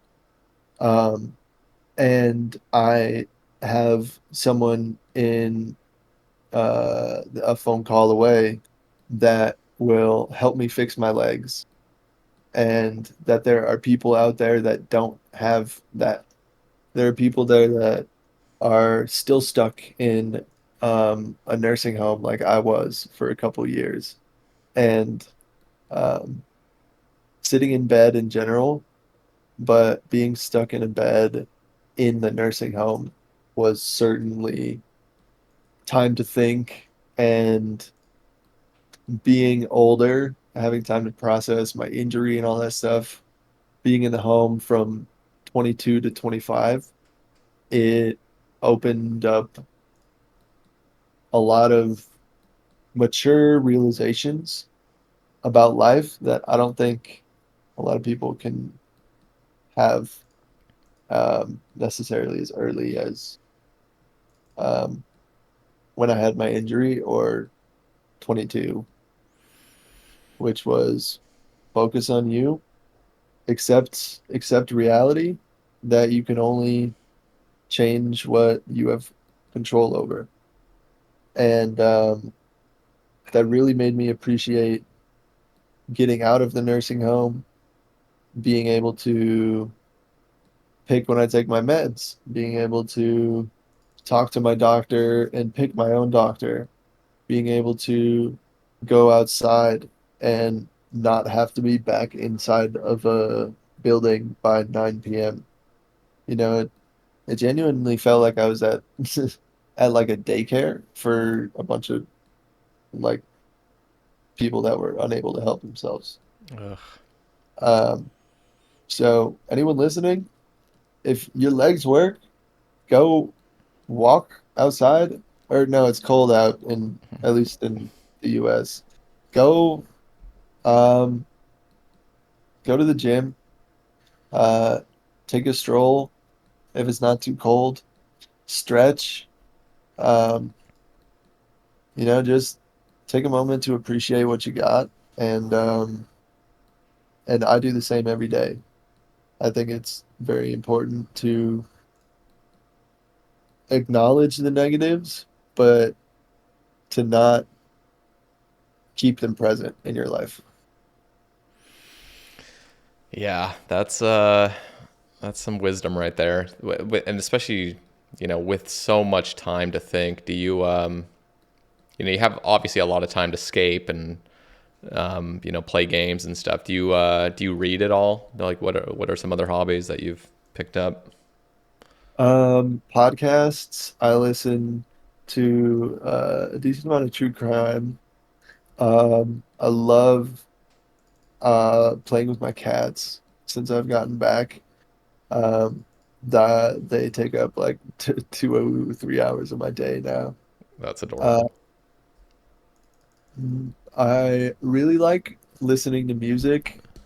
I'm a fairly social person, so a lot of my time is just chatting with friends on Discord, having a friend over, um, having my mom and I do like a little lunch date every week when she has her off day and she's able to come over. Um, now that I'm not forced to play RuneScape all the time, I'm kind of trying to find new hobbies and things that aren't just, oh, you're stuck in a bed, figure it out. So that's some of my other hobbies and what I enjoy aside from RuneScape, but currently trying to find more. It's a little hard with it being winter, but I'm Yeah, that's excited for sure. to get back out and just be outside in the sun and just get roasted and just look like a tomato. It's gonna be great. I think it's all inspirational, man. Like seriously, it's so easy for humans to just you know see the negatives in their life, but man, when you put things into perspective and realize, even just a person with a fully functioning body, like how much that is just such a privilege in a way, to have that. And Yeah, people it's will true. not take it for, or people will take it for granted. I mean, I'm guilty of that. I So mean, I think everybody is. If you don't lose it, you don't really know what it's like to lose it. So yeah, you don't know what you're missing. So it definitely I know that before my injury, it was purely I saw someone in a wheelchair. I was like, oh, they can't stand up. That stinks. It wasn't, oh, it takes them 45 minutes to get dressed in the morning.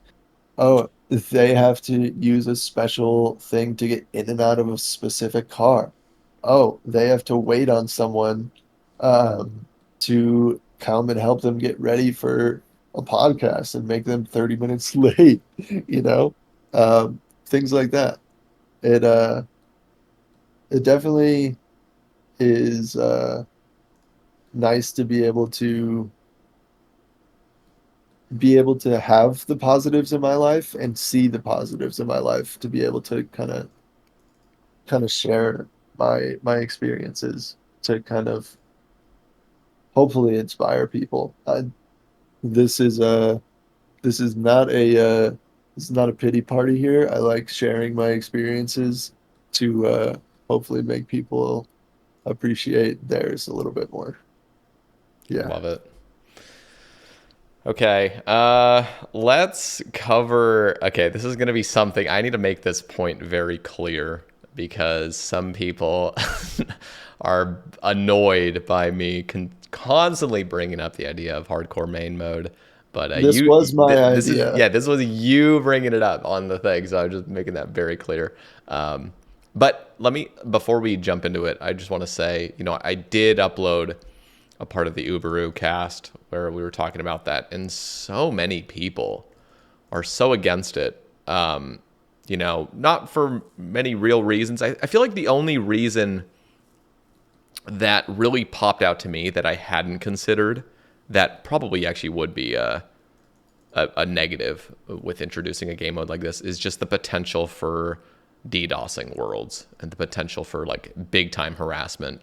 of like Ooh, people really losing a lot of progress because of people shutting down worlds and stuff like that would be a severe negative toward a game mode like this, and that was something I wasn't thinking I of. I only considered disconnects. I never considered actual DDoS Yeah, attacks. yeah, there would need to be That some serious protection on these servers, but that would be something that's almost and that's just something it, that's just it just not it'll just possible. happen. Yeah. So Like we've seen Dead Man. and Huh. but other than that, really it just seemed like, oh, I'm not interested in this, so this is a shit idea and stop talking about it. But there's a lot of people that would actually be down for this. But again, going back to that DDoSing, that's a huge negative that I, I recognized by somebody commenting that. So anyway, let's talk about it though. What were your thoughts before I just completely made it super negative about that aspect of it? No, that's an extremely good point. I did not think about that. Um, I think, well, I don't, I think it would just be a really good idea because when I heard of hardcore, that was what I thought it was. That was my initial, I was like, damn, their account gets deleted? That's crazy.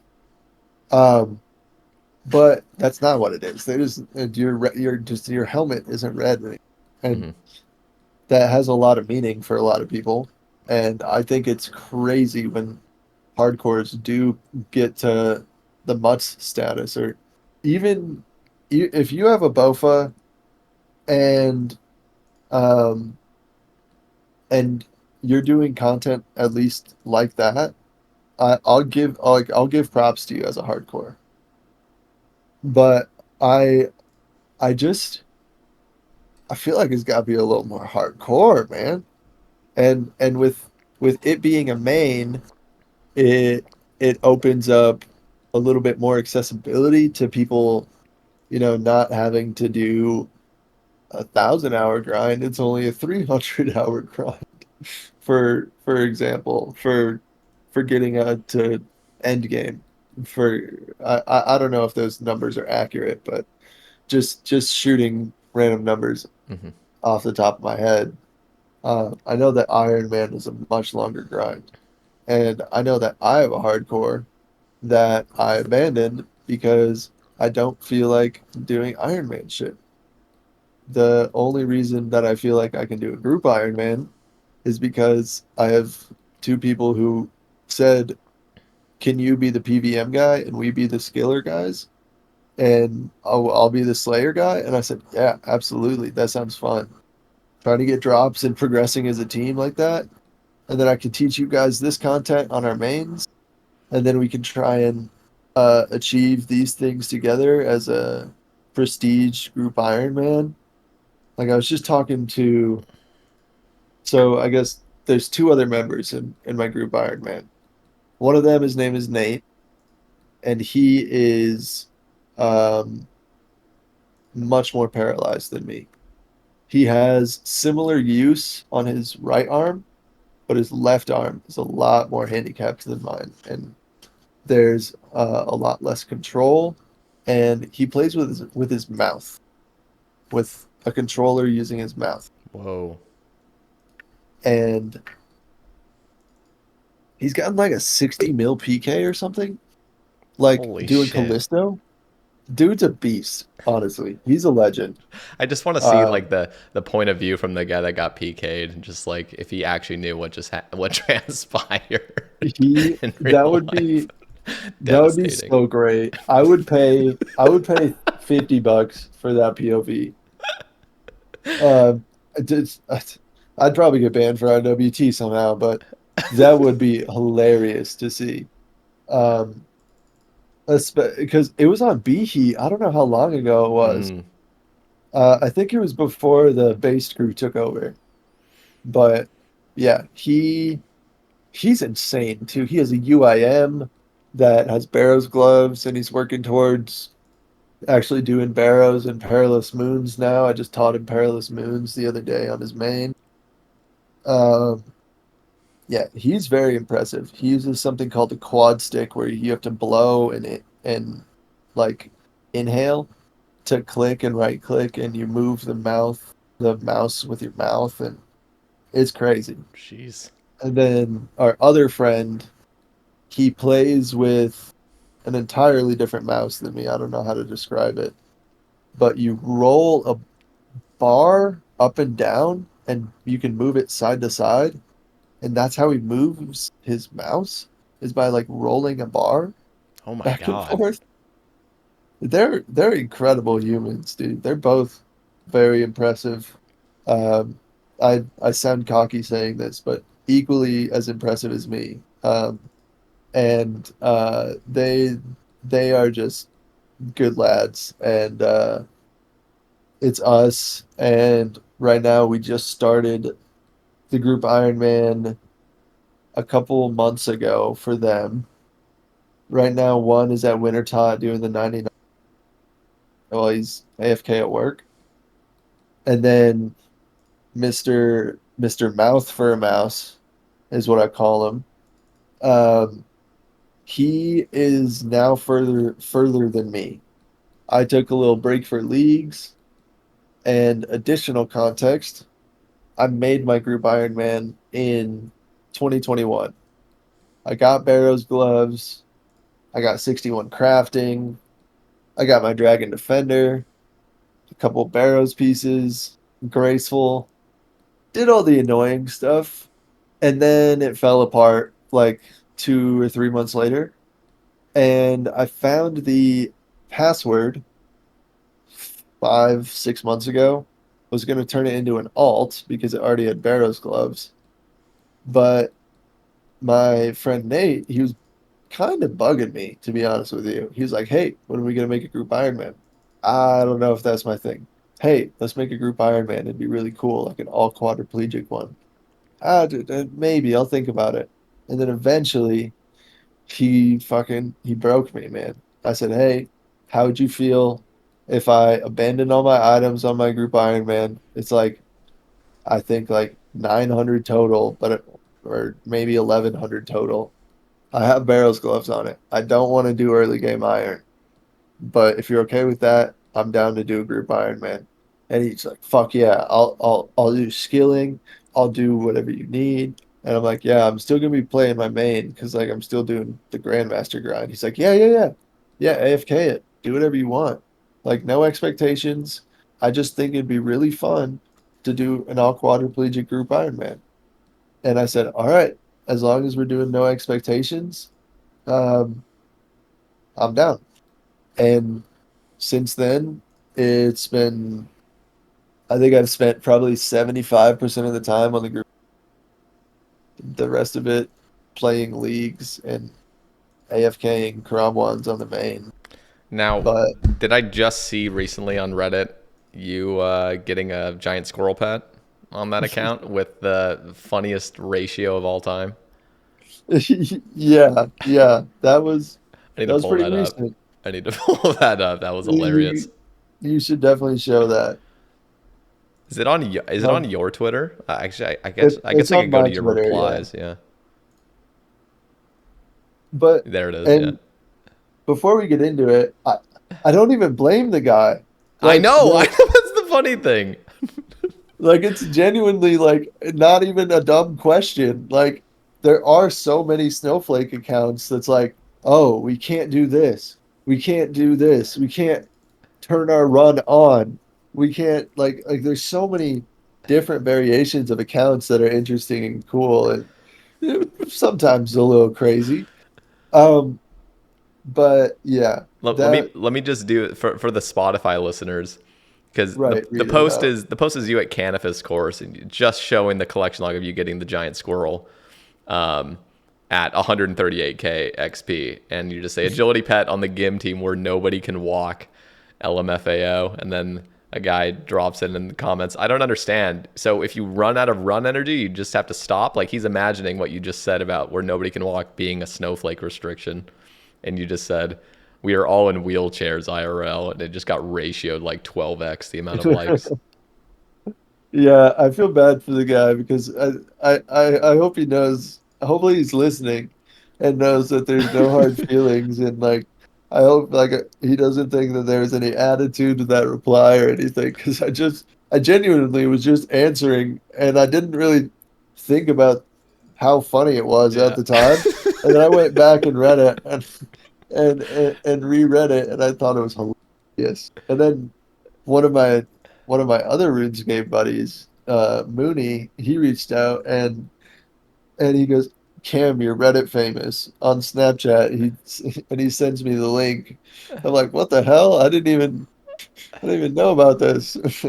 That is, But yeah, yeah, because no, that's how I originally saw it. I saw it on Reddit actually, and then I had to go to Twitter yeah. to see it. I hope everyone had a good laugh from that because that was pretty fucking hilarious. Yeah, that was great. Pretty Um, ironic that the first pet on the group Iron Man is the agility pet also. Dude, I'm Um, so jealous of that pet. By the way, like I'm trying to think. Sae Bae's got almost 40 mil agility. I think it's like 39.5 mil. And on this account, I'm actually running rooftops right now, 3.8 mil. And on Big Bay, I was also like 86 agility. So it's like we're coming up to like a cumulative of like 50 mil agility XP, and still no giant squirrel in any account. And I love that pet. And I even have my calcified acorn for the bone squirrel just sitting in the inventory trying to bait it. It's not I working. am so excited to get to Sepulcher and just rush that acorn. And then also, I don't even think I'm gonna get full graceful. Fuck it. I'm just gonna get the recolor for the squirrel at the giant what is it, the giant worm course or Yeah, something? yeah. That's the So that's my plan is I don't need graceful. I'll walk a little bit longer, that's fine. I got a squirrel behind me. His name's Tony. Who cares? the I will say the Var Lemurian Graceful was the biggest reason. Like on this account, like the first thing I wanted to do was rush Graceful because Var Lemurian Graceful exists and it looks so good. Like I'm such a huge fan How's of it. it?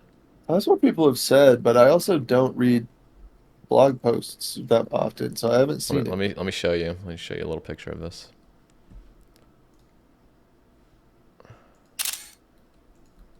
You let me know if you like this. I mean, it shows your midriff, but I think it looks clean.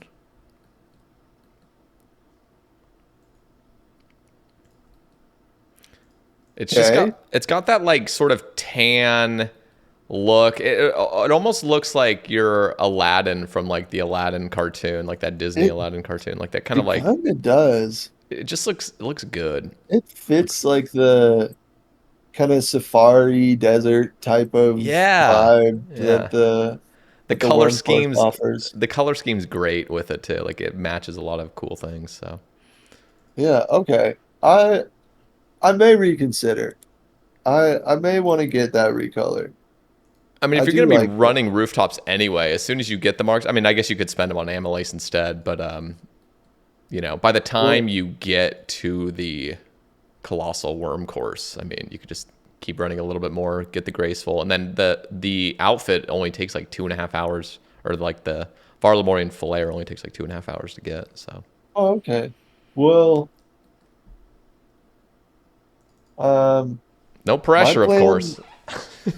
So my plan was the wieldy offers so much shit, Oh, like it's so good. seeds, runes, supplies.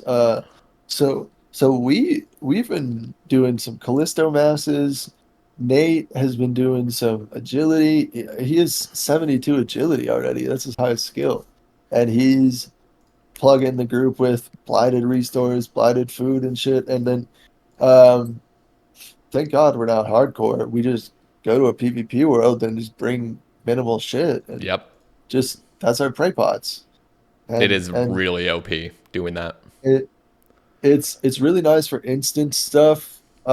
Mm-hmm. It's great because we it worst comes to worst, we just go back out to Callisto. I just go boost more Soul Wars and get more Addy bolts and he makes them and fucking bing bang boom, we're rolling again the next day trying to get shit done. And it's a good time. So we're finding our groove. Um we're we're a little slow moving, obviously. We're gonna be a little slower than Lake making it a Just a little hardcore bit, just a little bit slower. an Iron Man. And also, I don't know how to be an Iron Man. This is a Oh yeah, this is like decent first learning real curve. experience, right? Yeah, I mean, I've done leagues and I know like little tidbits here and there. And then back in 2021, did like noob Iron Man shit where I just kind of followed a guide. But now I need to like learn, routines of. I'm getting birdhouses down, so that's a plus. Hmm. Um, I made like 300 ruby necklaces and threw them in storage the other day. So Nice. uh, everyone should be good until we can at least get close to one permanent dig site amulet in someone's house. What So it's coming together. One of the nice things about Iron Man is they're really and again, like I guess I'm not really the person to compare it because I haven't played a main in like 7 or 8 years at this point, but and I'm maybe a little bit jaded as well because I did play like an end game Iron Man for like 5 straight years. But one of the really nice things about Iron Man is it feels like every stage in the game is giving you sort of an equal drip of dopamine because like the early stuff, like everything is just so quick. It's not super like huge upgrades. I mean, it is relative like super huge upgrades, but you really want to get to like those end game raids. But ultimately, when you're at that point, that dopamine kind of feels the same as that early game. So I on this, pogged off from a dragon mace from Soul Wars boosting, dude. oh, it It's feels very so good, huh? it's very addicting. I've never wanted to do anything remotely like that. Like I would like a pet, but Soul Wars boosting and actually doing it to get the pet, no thank you. Yeah, Doing it for adamant bolts, soul runes, even pure essence that we just don't have to mine and Nate can use to make runes when he's feeling like it. Um, it's great. I definitely understand why people get addicted to this shit. it's super addicting, and you just need to appreciate as well. Like not you, but just in general, people need to appreciate like just every part of the journey can be fun. You just gotta like play in the moment and just understand like what you have instead of being like, oh, I just gotta get past this so I can get to raids or whatever. It's like every That's part of very Iron Man much is super super enjoyable if you choose to make it enjoyable. like I struggle to skill on my main because my end goal is obviously to max, but I also like doing Coliseum and going for pets and clicking boss much more than I like clicking rock to keep it simple. And it just it feels very useless to skill on a main compared to when I'm chopping or not chopping, cutting sapphires on the iron. It's like, Mm-hmm. okay, let's go. These are recoils for when I go to Zulrah. This is great. And I'm making crafting XP. And it definitely I fully understand everyone who says it's just different on an iron. Like there's just way more dopamine. Like it's true. 100% from someone who has been anti-iron, it's fun.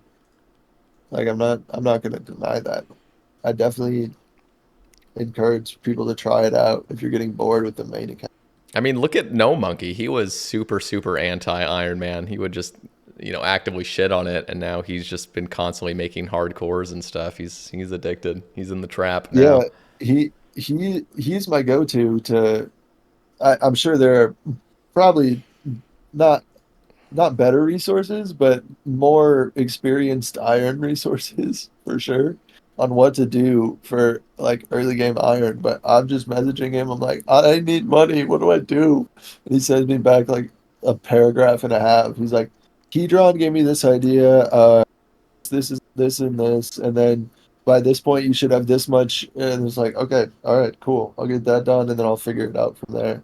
It is But cool because like the Iron Man mode is always evolving. So, you don't even need to be like a long-term Iron Man in some regard to be kept up with the current metas. Like in fact, I would even say it's almost a detriment to have been a super early game Iron Man if you haven't, continued to mold, how Iron Man should be, because a lot of people like myself, we have this kind of archaic view of Iron Man of like what you used to do back in 2017 and shit, but like all of that is super out of date.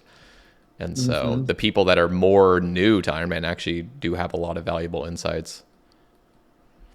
It's definitely cool seeing creative minds get together and just that's what I love about this game. I really like the dedication of this community and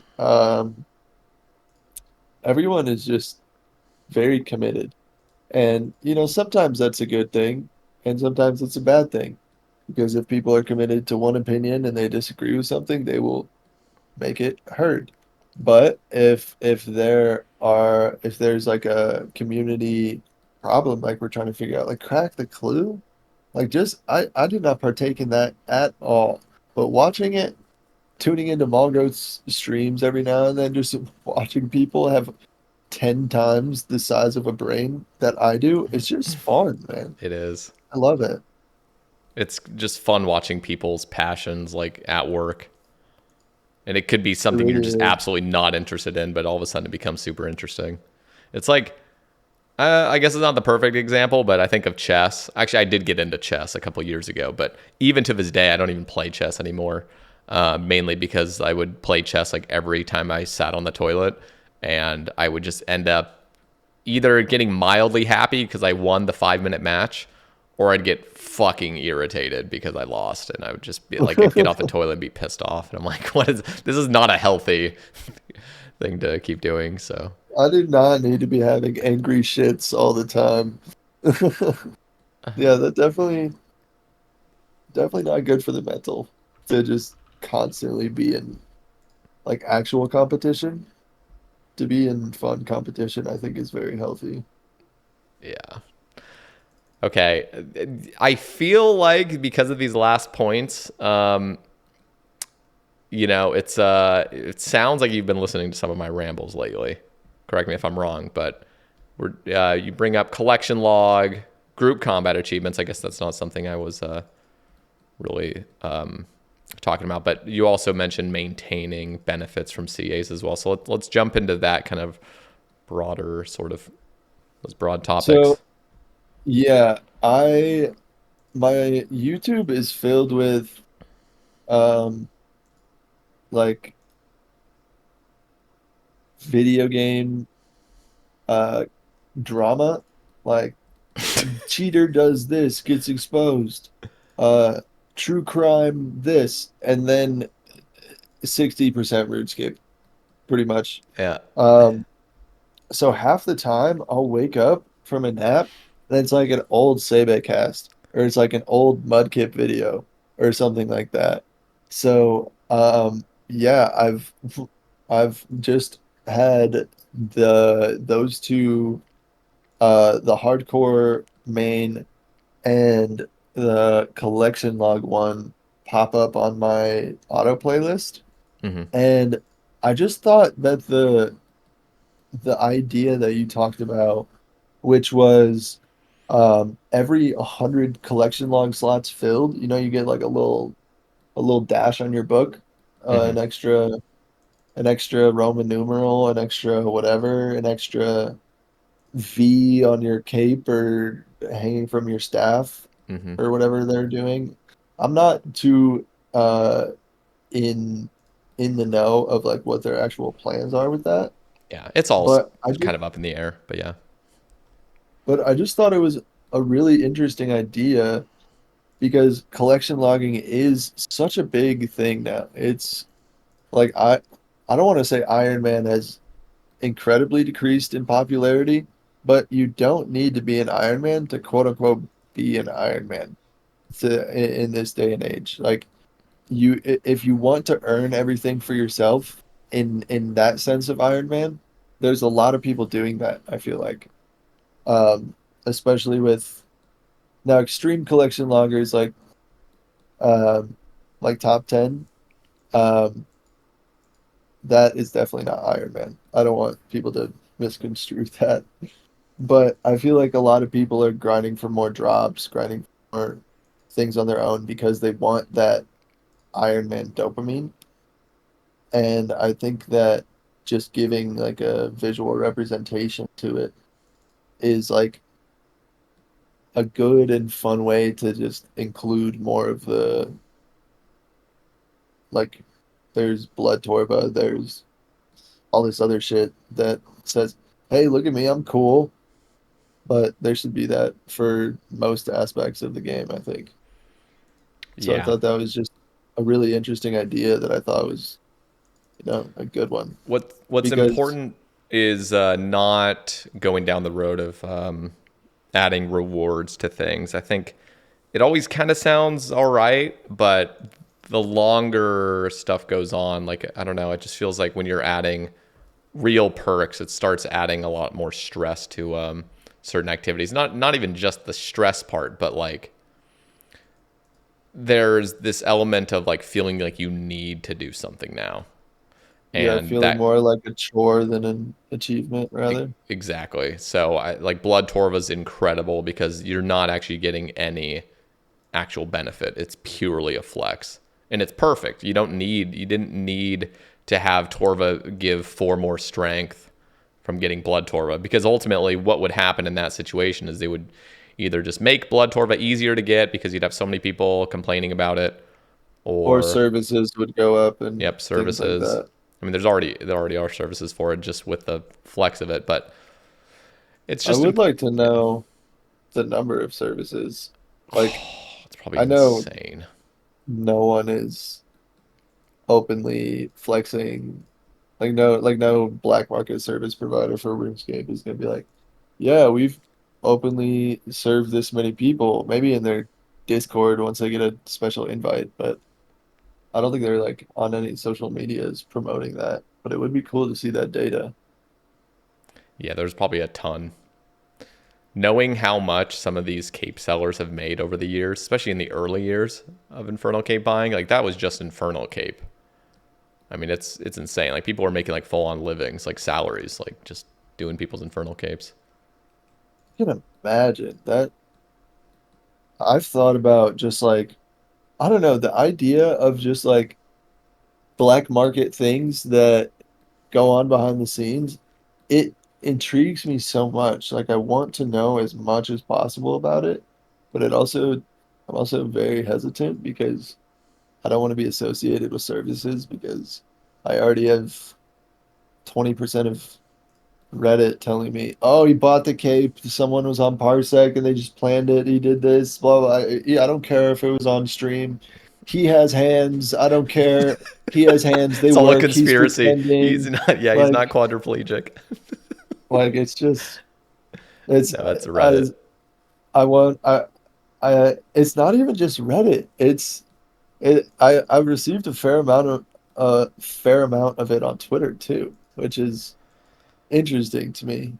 Um, it hasn't been recent, thankfully, Yeah, but um, it's yeah, well, yeah, and it's people just being like skeptical. I mean, and again, over the years, we have seen people fake getting their cape, and it was parsec, and yeah. it's just like really, like you're really gonna put on this whole show to like, holy fuck, like just just get the cape, like And then you don't need you to. also have people like Good Day Cows. I don't know if you remember what he did when he got his kick. But I was actually his coach, and I was in call with him with Tasty as he got his cape, and it was off stream, but he was like so excited about getting his cape. He recorded it, and then his dumbass plays it on stream, acting like he got it live, and the recording has his mouse move. So it looks like someone's parseced in on his PC as he's clipping himself, quote unquote, getting his Inferno cape. That is So so dumb. it's so goofy, dude. Because It's like not. he actually did, but now it's looking like he didn't. But No, now he's he legitimately got his cape and looks like he just bought it. fucking A, Quite man. obviously. That's Yeah. you know what is crazy is I'm actually not sure on this, but you know when Exact got his 40 combat infernal cape like years ago. I don't know if you actually Yeah. yeah I don't know if you were around then, but I um watched the I watched like the story of it. Yeah, I'm actually not positive on this, but I think he got it and then he played the video of it live on stream as if he hadn't gotten it yet. I'm not positive on that, to be fair, but that would be something that is like I don't think That anybody would blame any, because he clearly did it himself. You're not buying a service for somebody to go do the 40 combat game. Like nobody can do it right. except for Exact. But being able to not have that pressure live and then be able to go live and almost seemingly have it look like he's getting it right now, I think was pretty cool. Who knows? Maybe he did it live. I That's don't think that was the case though. I think regardless, that's production value. Oh That yeah, is oh yeah, purely like you're doing a world a world record sort of thing. mm-hmm. You need to not be live streaming that Yeah, probably. yeah, It takes it takes internet, it takes focus, it takes nerves, it takes a lot of stuff away from you being live. So for sure. yeah, two different scenarios. Don't do what Good Day Cows did. If you want to get a 37 or 36 combat, whatever whatever beats Afsol's lowest combat Yeah, cape now, go by all means, record that shit and then play it on stream. dude. I would love to see it. I'm just waiting for because I think it was Port Kazard that did the no prayer, or not even no prayer. I think he had like 30 some prayer, but he didn't have overheads for the Inferno, and he did it. I'm waiting Yeah. now for the one defense, one prayer Infernal Cape because it Oh is a God. possibility. It actually is, and That I'm just waiting for that account to come out. That would be fucking unreal. that would be a sight to see. That would be incredible. Yeah, that would be so insane. I mean, that is a trophy account of all trophy accounts. I would love to see that. Oh Yeah, yeah, that'd be awesome. I want to see it. Like, I'm actually surprised that they even did it with the account that just had like 30 some prayer instead of just going for one prayer. I mean, you can still have 99 defense and everything else, but like, Right. yeah, I mean It, that's still open though. That's what's exciting about it, I guess. I wonder what, yeah, I wonder what the lowest you could go with no overheads is. Yeah, that would be the really tough part because according to Unpredictable, when I had him on the cast with Afzal, they were kind of talking about it, and technically in theory it would be possible to do a very low level count with one defense and with one prayer, but like it would take, I mean, pure just no mistakes whatsoever and a little bit of RNG apparently. Yeah. And so the I higher listened to your most normal of that stats are. cast. Yeah. Yeah. It's sad. It was too above my little PVMer brain to fully wrap my head Oh yeah, around it, same. I'm with you. but they definitely know their shit and it's fun to watch them work. Yeah, I'll say that. it is cool. Yeah. It's like they're like built different. I mean, just thinking of having mapped out, like I remember watching Exact learning how to like stack a bunch of mages and stuff and like glitch the Jad healers to be, not be able to heal Jad during Zuck. Like that, all of that. It's not like you just go to the wiki and be like, okay, how do I do this? And then you just figure it out there. Like, no, they are the ones pioneering this shit. Like, Like, I'm bored. I wonder if this is a possibility. Try XYZ to make it happen. yeah, That and didn't die work. Let me try the repeatedly left. while you're at it, and then go back and trial and error. Like, oh my god, Yeah. that's a lot. I I'm very, very thankful for people like that in our community. The Afsols, the Unpredictables, the Port Khazards, the uh I had another name in my brain and I just forgot it. Malgoat. Hmm. Just everybody. Saxer Pillar, No Monkey. So many very impressive brains in this community. And that's just the people that I know in like the last 4 years. I'm sure there have been many, many, many more. Now, did you have any thoughts on maintaining benefits from CAs? That was a point, and I'm curious if you had any thoughts on that. Um, yeah, I don't like re-getting my master. I think there's got to be some workaround because it's incredibly, I don't want to say incredibly, but it's pretty demotivating to work incredibly hard for months at a time. And of course, this is just with me, and I have my own limitations, but having to like remap my entire F key setup to like do like a specific boss at the best of my ability to then have to not get the benefits from doing that because uh Moxie blah blah blah comes out. It's it's frustrating. It I is. feel like Thank you. Yeah. I feel like there's got to be some decent way to not piss off the people who have their Zuck helms that have had to, you know, have it taken and regain it back multiple Hmm. times. Like, there's got to be some way to semi fairly let people retain benefits Hmm. or at least retain some benefits with maybe, um, I don't know, the Slayer task, like getting two Zuck kills per task, the cannonballs, and honestly, just not having to disassemble my Slayer helm. Like, Yeah. if I could just deal with that, I would be completely fine. Um, I, with I, yeah, I don't yeah. know. I mean, you probably heard my ramble. I'm imagining of me feeling similarly of just getting annoyed with things continually being stripped away from you when you've already achieved them. I And didn't. Which one was that? oh wow, then I'm actually surprised. Then we literally both agree, and you didn't even have to hear my whole rant on that. I made a video just kind of expressing how I'm stressed out to log into Sae Bae, which is like my main iron. And the reason, a big reason is because of CAs, just the system that's in place where, I've gotten a Zuck helm. I got a Zuck helm like 2 months after release, Right. and that was an amazing achievement. And then more achievements came out, and I did those, and it didn't feel as good because I already did it once. And I'm like, okay, now I'm just doing the same shit I already did, and then doing it again and again and again and again and again to keep repeatedly losing what I just obtained.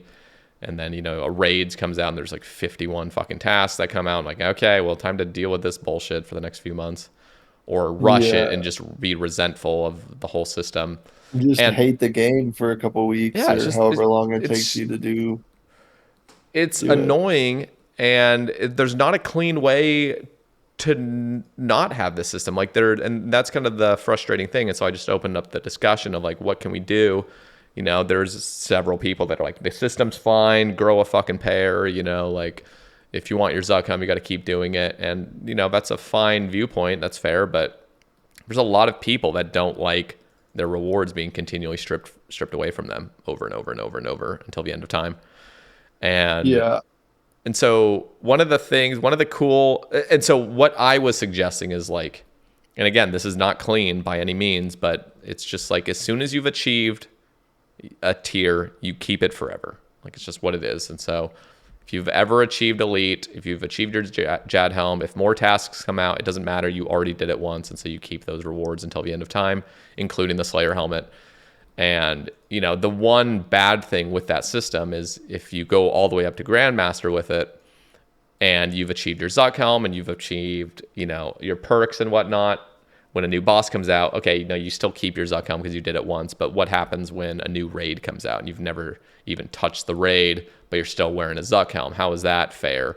And beyond that, how is it fair for the new people that haven't achieved Zuck helm and they need to do all this other stuff that you didn't have to do? And you're still Yeah. maintaining your stuff. So one of the things would just be like you get a trimmed version of a Zuck helm or a trimmed version of a Verzik helm or something where it has glowing eyes that signify that you've actually done everything. So Okay. you I get to could get keep, behind that. yeah, like you get to keep your perks even if you've achieved it. So if you did Zuck helm now and you're only at the 588 tasks, and now 3 years later there's 700 tasks, you're still at 588 and you still have your Zuck helm, but you don't have the glowy eyes. So it would be It's still unfair for those people that now have to do 700 tasks. Meanwhile, you only had to do 588. But hopefully and ultimately, there are just new upgrades that have come out. There's new things. I feel like getting a Zuck helm earlier is a bit. This is arguable. Like, it could be more difficult. I think here's another point I've never brought up, but I hope they kind of maintain a standard of Grandmaster not continually getting more and more and more difficult. I feel like it is slowly getting more and more difficult. Like, for example, the Awakened bosses may be seen as something that's pretty difficult. But ultimately, on release, you had Perfect Theater and things, which were fucking super difficult as well. I don't know. Right. It's just hard. It's hard to balance. Do you have any thoughts? I I remember thinking that when TOA came out and they didn't rework the invocations and um like a 500 wasn't done by anybody yet.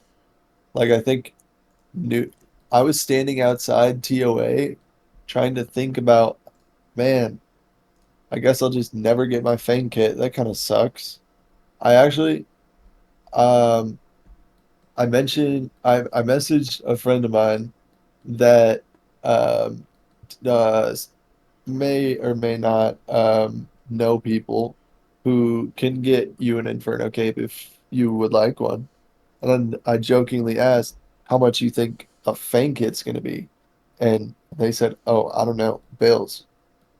Like this looks terrifying." And I remember thinking, man, what is Jagex doing? This shit is way too hard. I made a ramble on it. I was like, well, that was because only like one or two people had even done it, and all the invocations were out of whack, like you said. Yeah.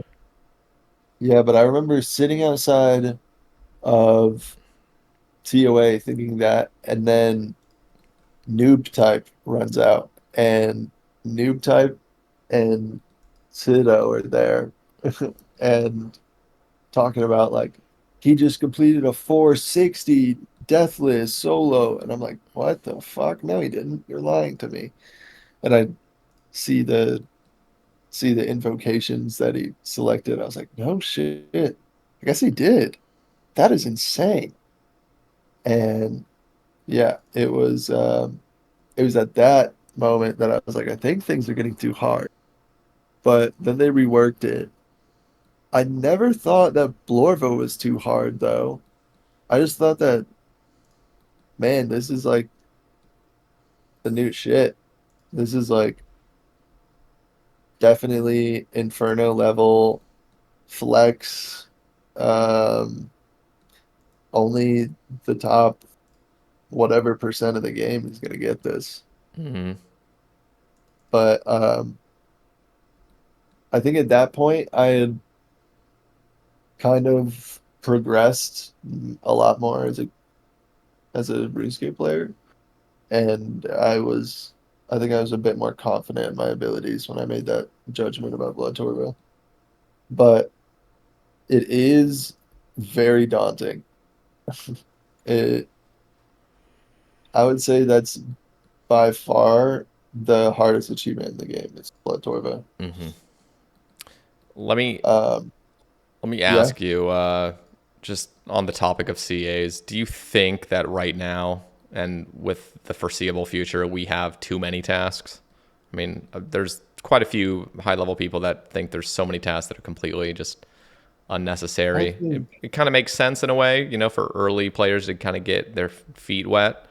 But I mean, we're at 500. It started out with 400 tasks. We're at 588 now, and if it continues like this, I mean, we're easily going to be beyond 700 by the end of 2026. I think they need to reconsider group combat achievements because I do not know why I have to have three, four, and five friends to be equally or better at the game than me to get my Zuck helm. Mm-hmm. That is stupid and also dumb, in my opinion. It just like I don't know, like what is so like I'm getting my fucking Zuck helm. Why do I need these people Yep. either carrying me or preventing me from getting that? I just because my train of thought is I'm gonna get all my solo achievements done, and then I'm gonna make 2 or 3 bill and pay for boosts. Because I don't think it's aside from like perfect theater, I don't think it's like an achievement to go fast with other to an extent. Yeah. I don't want to I don't want to invalidate speedrunners because I love watching speedrunning and I don't want to piss off any of the people that I literally watch multiple times a week. But I yeah, I just think from a combat achievement requirement perspective, Hmm. I should not be required to go fast with other people to prove that I'm a gamer. Yeah, it's a tough one, especially when it comes to the speedrunning ones, because you do need that sort of coordination to prove that you're talented enough. But at the same time, yeah, it's a very tough thing. I mean, there's just very limited of them. There's just usually just the raids ones. I was Yep. almost thinking like it'd be kind of interesting actually if there was a Zuck helm that you could achieve, and then there is the trimmed Zuck helm, and so the trimmed is going to have the same perks as everything, but it will have like those glowy eyes potentially, let's just say. And the Yeah. glowy eyes would actually be like the normal Zuck helm is only all the solo stuff that you get. So you would almost like split up how the CAs work. So and in this system as well, as soon as you've achieved something, you get it all. The only thing that you'd have to fully upkeep until the end of time would be the trimmed Zuck helm, and that would be the Right. one that includes like the team tasks, and it includes anything further that comes out later. I almost think maybe that would be an interesting system to suggest. Definitely. I mean, I would love that. Personally, that'd be fantastic for me. I would Mm. maybe start AFKing Karambwans on the group Iron Man and put everything else to the back burner to get GM done if that were the case. Um, but since it's not, I feel kind of just um, not super motivated to push through anything right now. I'm Yeah. starting this new group Iron, which is fun, and yeah, I'm just kind of taking my time. But that would be an ideal scenario in my account. But it's obviously not fair, and definitely there are some good points about like working together with teammates, being able to fill a different role, working together with someone that is achieving combat. But I don't think it should be locked behind that. Hmm. Definitely. Okay. I want to cover that Twitter thread that you posted. There's a few things I want to pick, and if there's Yeah. anything that I don't cover, feel free to jump in. But let's cover Siga. His topic is, well, we'll just cover one of them because we've already touched on one. But earliest RuneScape related memory. I guess you kind of touched about it, about like you playing as a kid or not being able to play as a kid. That's probably your earliest memory of it. But do you have any fun memory of when you actually started playing back in 2021? Yeah. Yeah. It started in second grade wanting to play, and then friends just told me about it. Um, and then so that's definitely like the earliest one, but actually being on RuneScape, I remember sitting up and being genuinely shocked that it was 5 a.m. Oh Um, yeah. finishing, I think, Corsair Curse or something like that. And I was like, man, why is this boring ass point and click game so damn fun? And I woke up at like 9 a.m. the next day because my body was spasming or something. And I was like, oh shit, I get to play more RuneScape. That was And always those are always the best feelings when you wake up and instantly are just like, I want to log in, like I'm craving it. yeah, I'm kind of spoiled in the fact that people got to like have childhood nostalgia um from it. I had probably 5% of that, and then I got to experience RuneScape for the first time with a brain in my head rather than being a A a, dumbass, yeah. a dumbass 11-year-old or whatever. So um, funny. like most people who didn't really know what they're doing, didn't have the resources available now.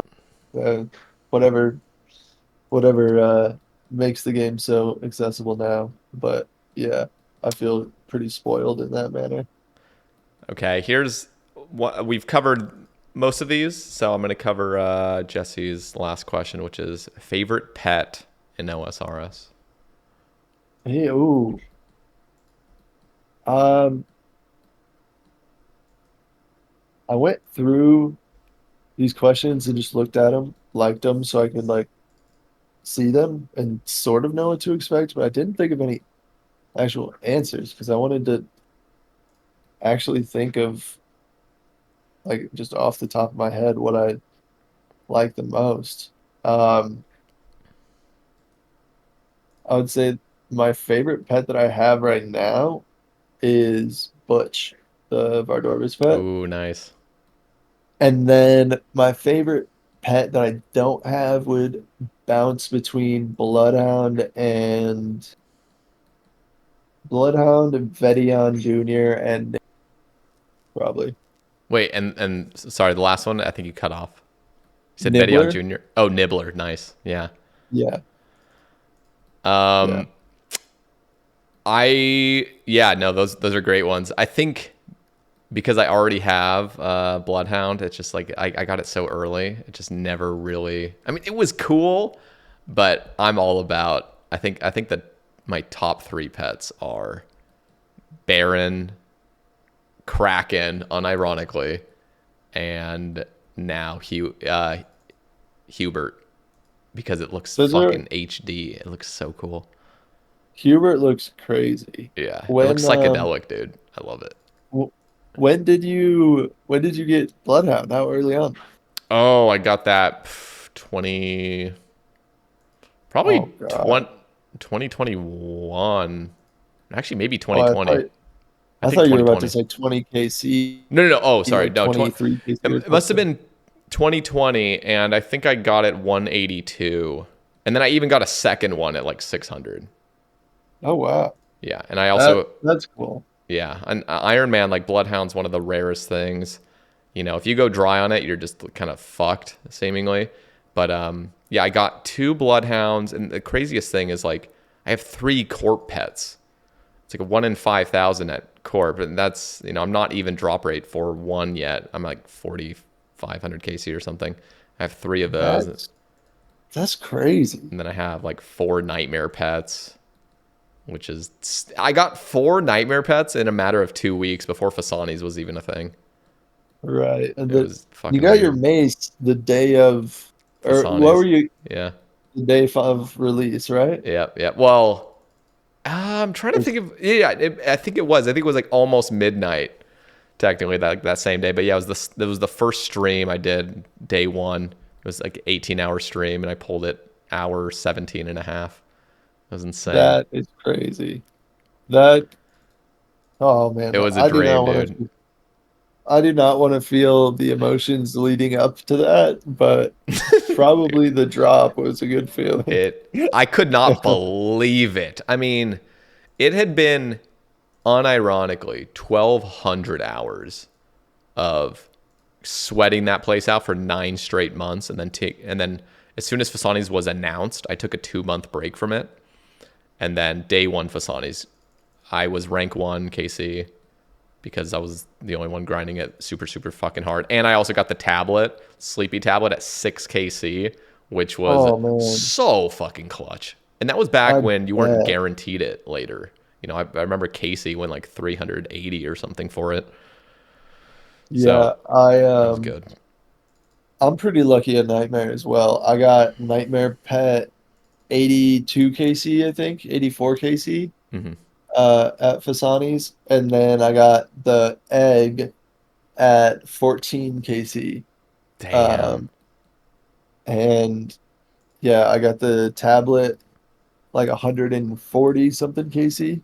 So I Hmm. went more dry for the tablet than the other Yeah, yeah, two. yeah. If you're a main, it's not the worst because if you do have an alt, you can kind of resupply there. Not everyone takes advantage of that, but like as an Iron Man, not having a sleepy tab. I mean, that was the reason. I mean, so many easily, 140 plus hours of my nightmare experience out of the 1200 hours was just me running to nightmare. Like, I'm not even kidding. Like, it was genuinely over 5 days. It was almost 6 days worth of just running to nightmare. That was how much in-game time I Oh, spent. yeah, I think you and Lake were talking about it or something Yeah, like that. Lake and I. Lake had more KC than me, but he definitely took advantage a little bit more of like the 1+1 scaling with it. Uh, But yeah, me yeah, and him both were at like, I mean, we were suffering. I mean, truly suffering. It was bad. yeah, no. You guys both have insane accounts that just kind of blow my mind. Like some end game iron accounts, I cannot comprehend like what has happened that has led to like Dude, the account getting to that point. It just sometimes I even it's hard for me to fathom, even though I fucking lived it all. It's almost like I was dissociated for like most of it. It seems like. no, you were. I can tell you without knowing you. Yeah, you were. Because I dissociate when I'm sitting at Temporaz, sitting at watching TV while doing Karam ones, grinding out some bullshit that I don't want to do. I'm in a bad mood because I have to do MTA or something. I Hmm. look up and it's like, where did 3 hours go? Yep. Dude, one of the Yeah. best parts though is like RV Sae Bae casts that I get to do regularly. I mean, I talked to Uberu last month and we talked for 5 hours, like over 5 hours. And even before and after, we're talking a little bit. Afterward, we talk for another hour or something. Like I grinded out like 300,000 agility XP. And it was like in the blink of an eye. Like I didn't even remember running the rooftops because I'm Yep. just so invested in the conversation. And that's one of the really nice things about kind of just zoning out and just getting a lot of really boring shit done. Like Sae Bae has some crazy XP on some skills. And on top of that, I mean, I just see the fucking clues I did. Like this was back before there was even stackable, quote unquote stackable clues, the whole juggle method. But like, 5,500 ish hard clues, like that takes so fucking long to do on an Iron Man. And it's like, Jesus, like just that alone is insane. And then I look at some of my boss high scores. I'm like, I don't even fucking remember grinding this boss 5,000 times or whatever. Like, when did I do all this? Like, Yeah. it's I killed wild. this 3,500 Yeah. times. Yeah. Yeah. I mean, yeah. I mean, just literally Corp. I mean, Corp has got some insane meta changes over the years. But like, dude, it used to be like 5 kills an hour, and I'm It almost used to be 5,000 KC. So it's like terrible. easily 700 hours put in there. I mean, just it's That's wild. wild to think about. Yeah. Yeah. Definitely crazy. But it's It's an always addicting game, man. it's always a good time at the end of the day, though. It is. Yeah, very addicting. All right. Cam, we are gonna wrap things up.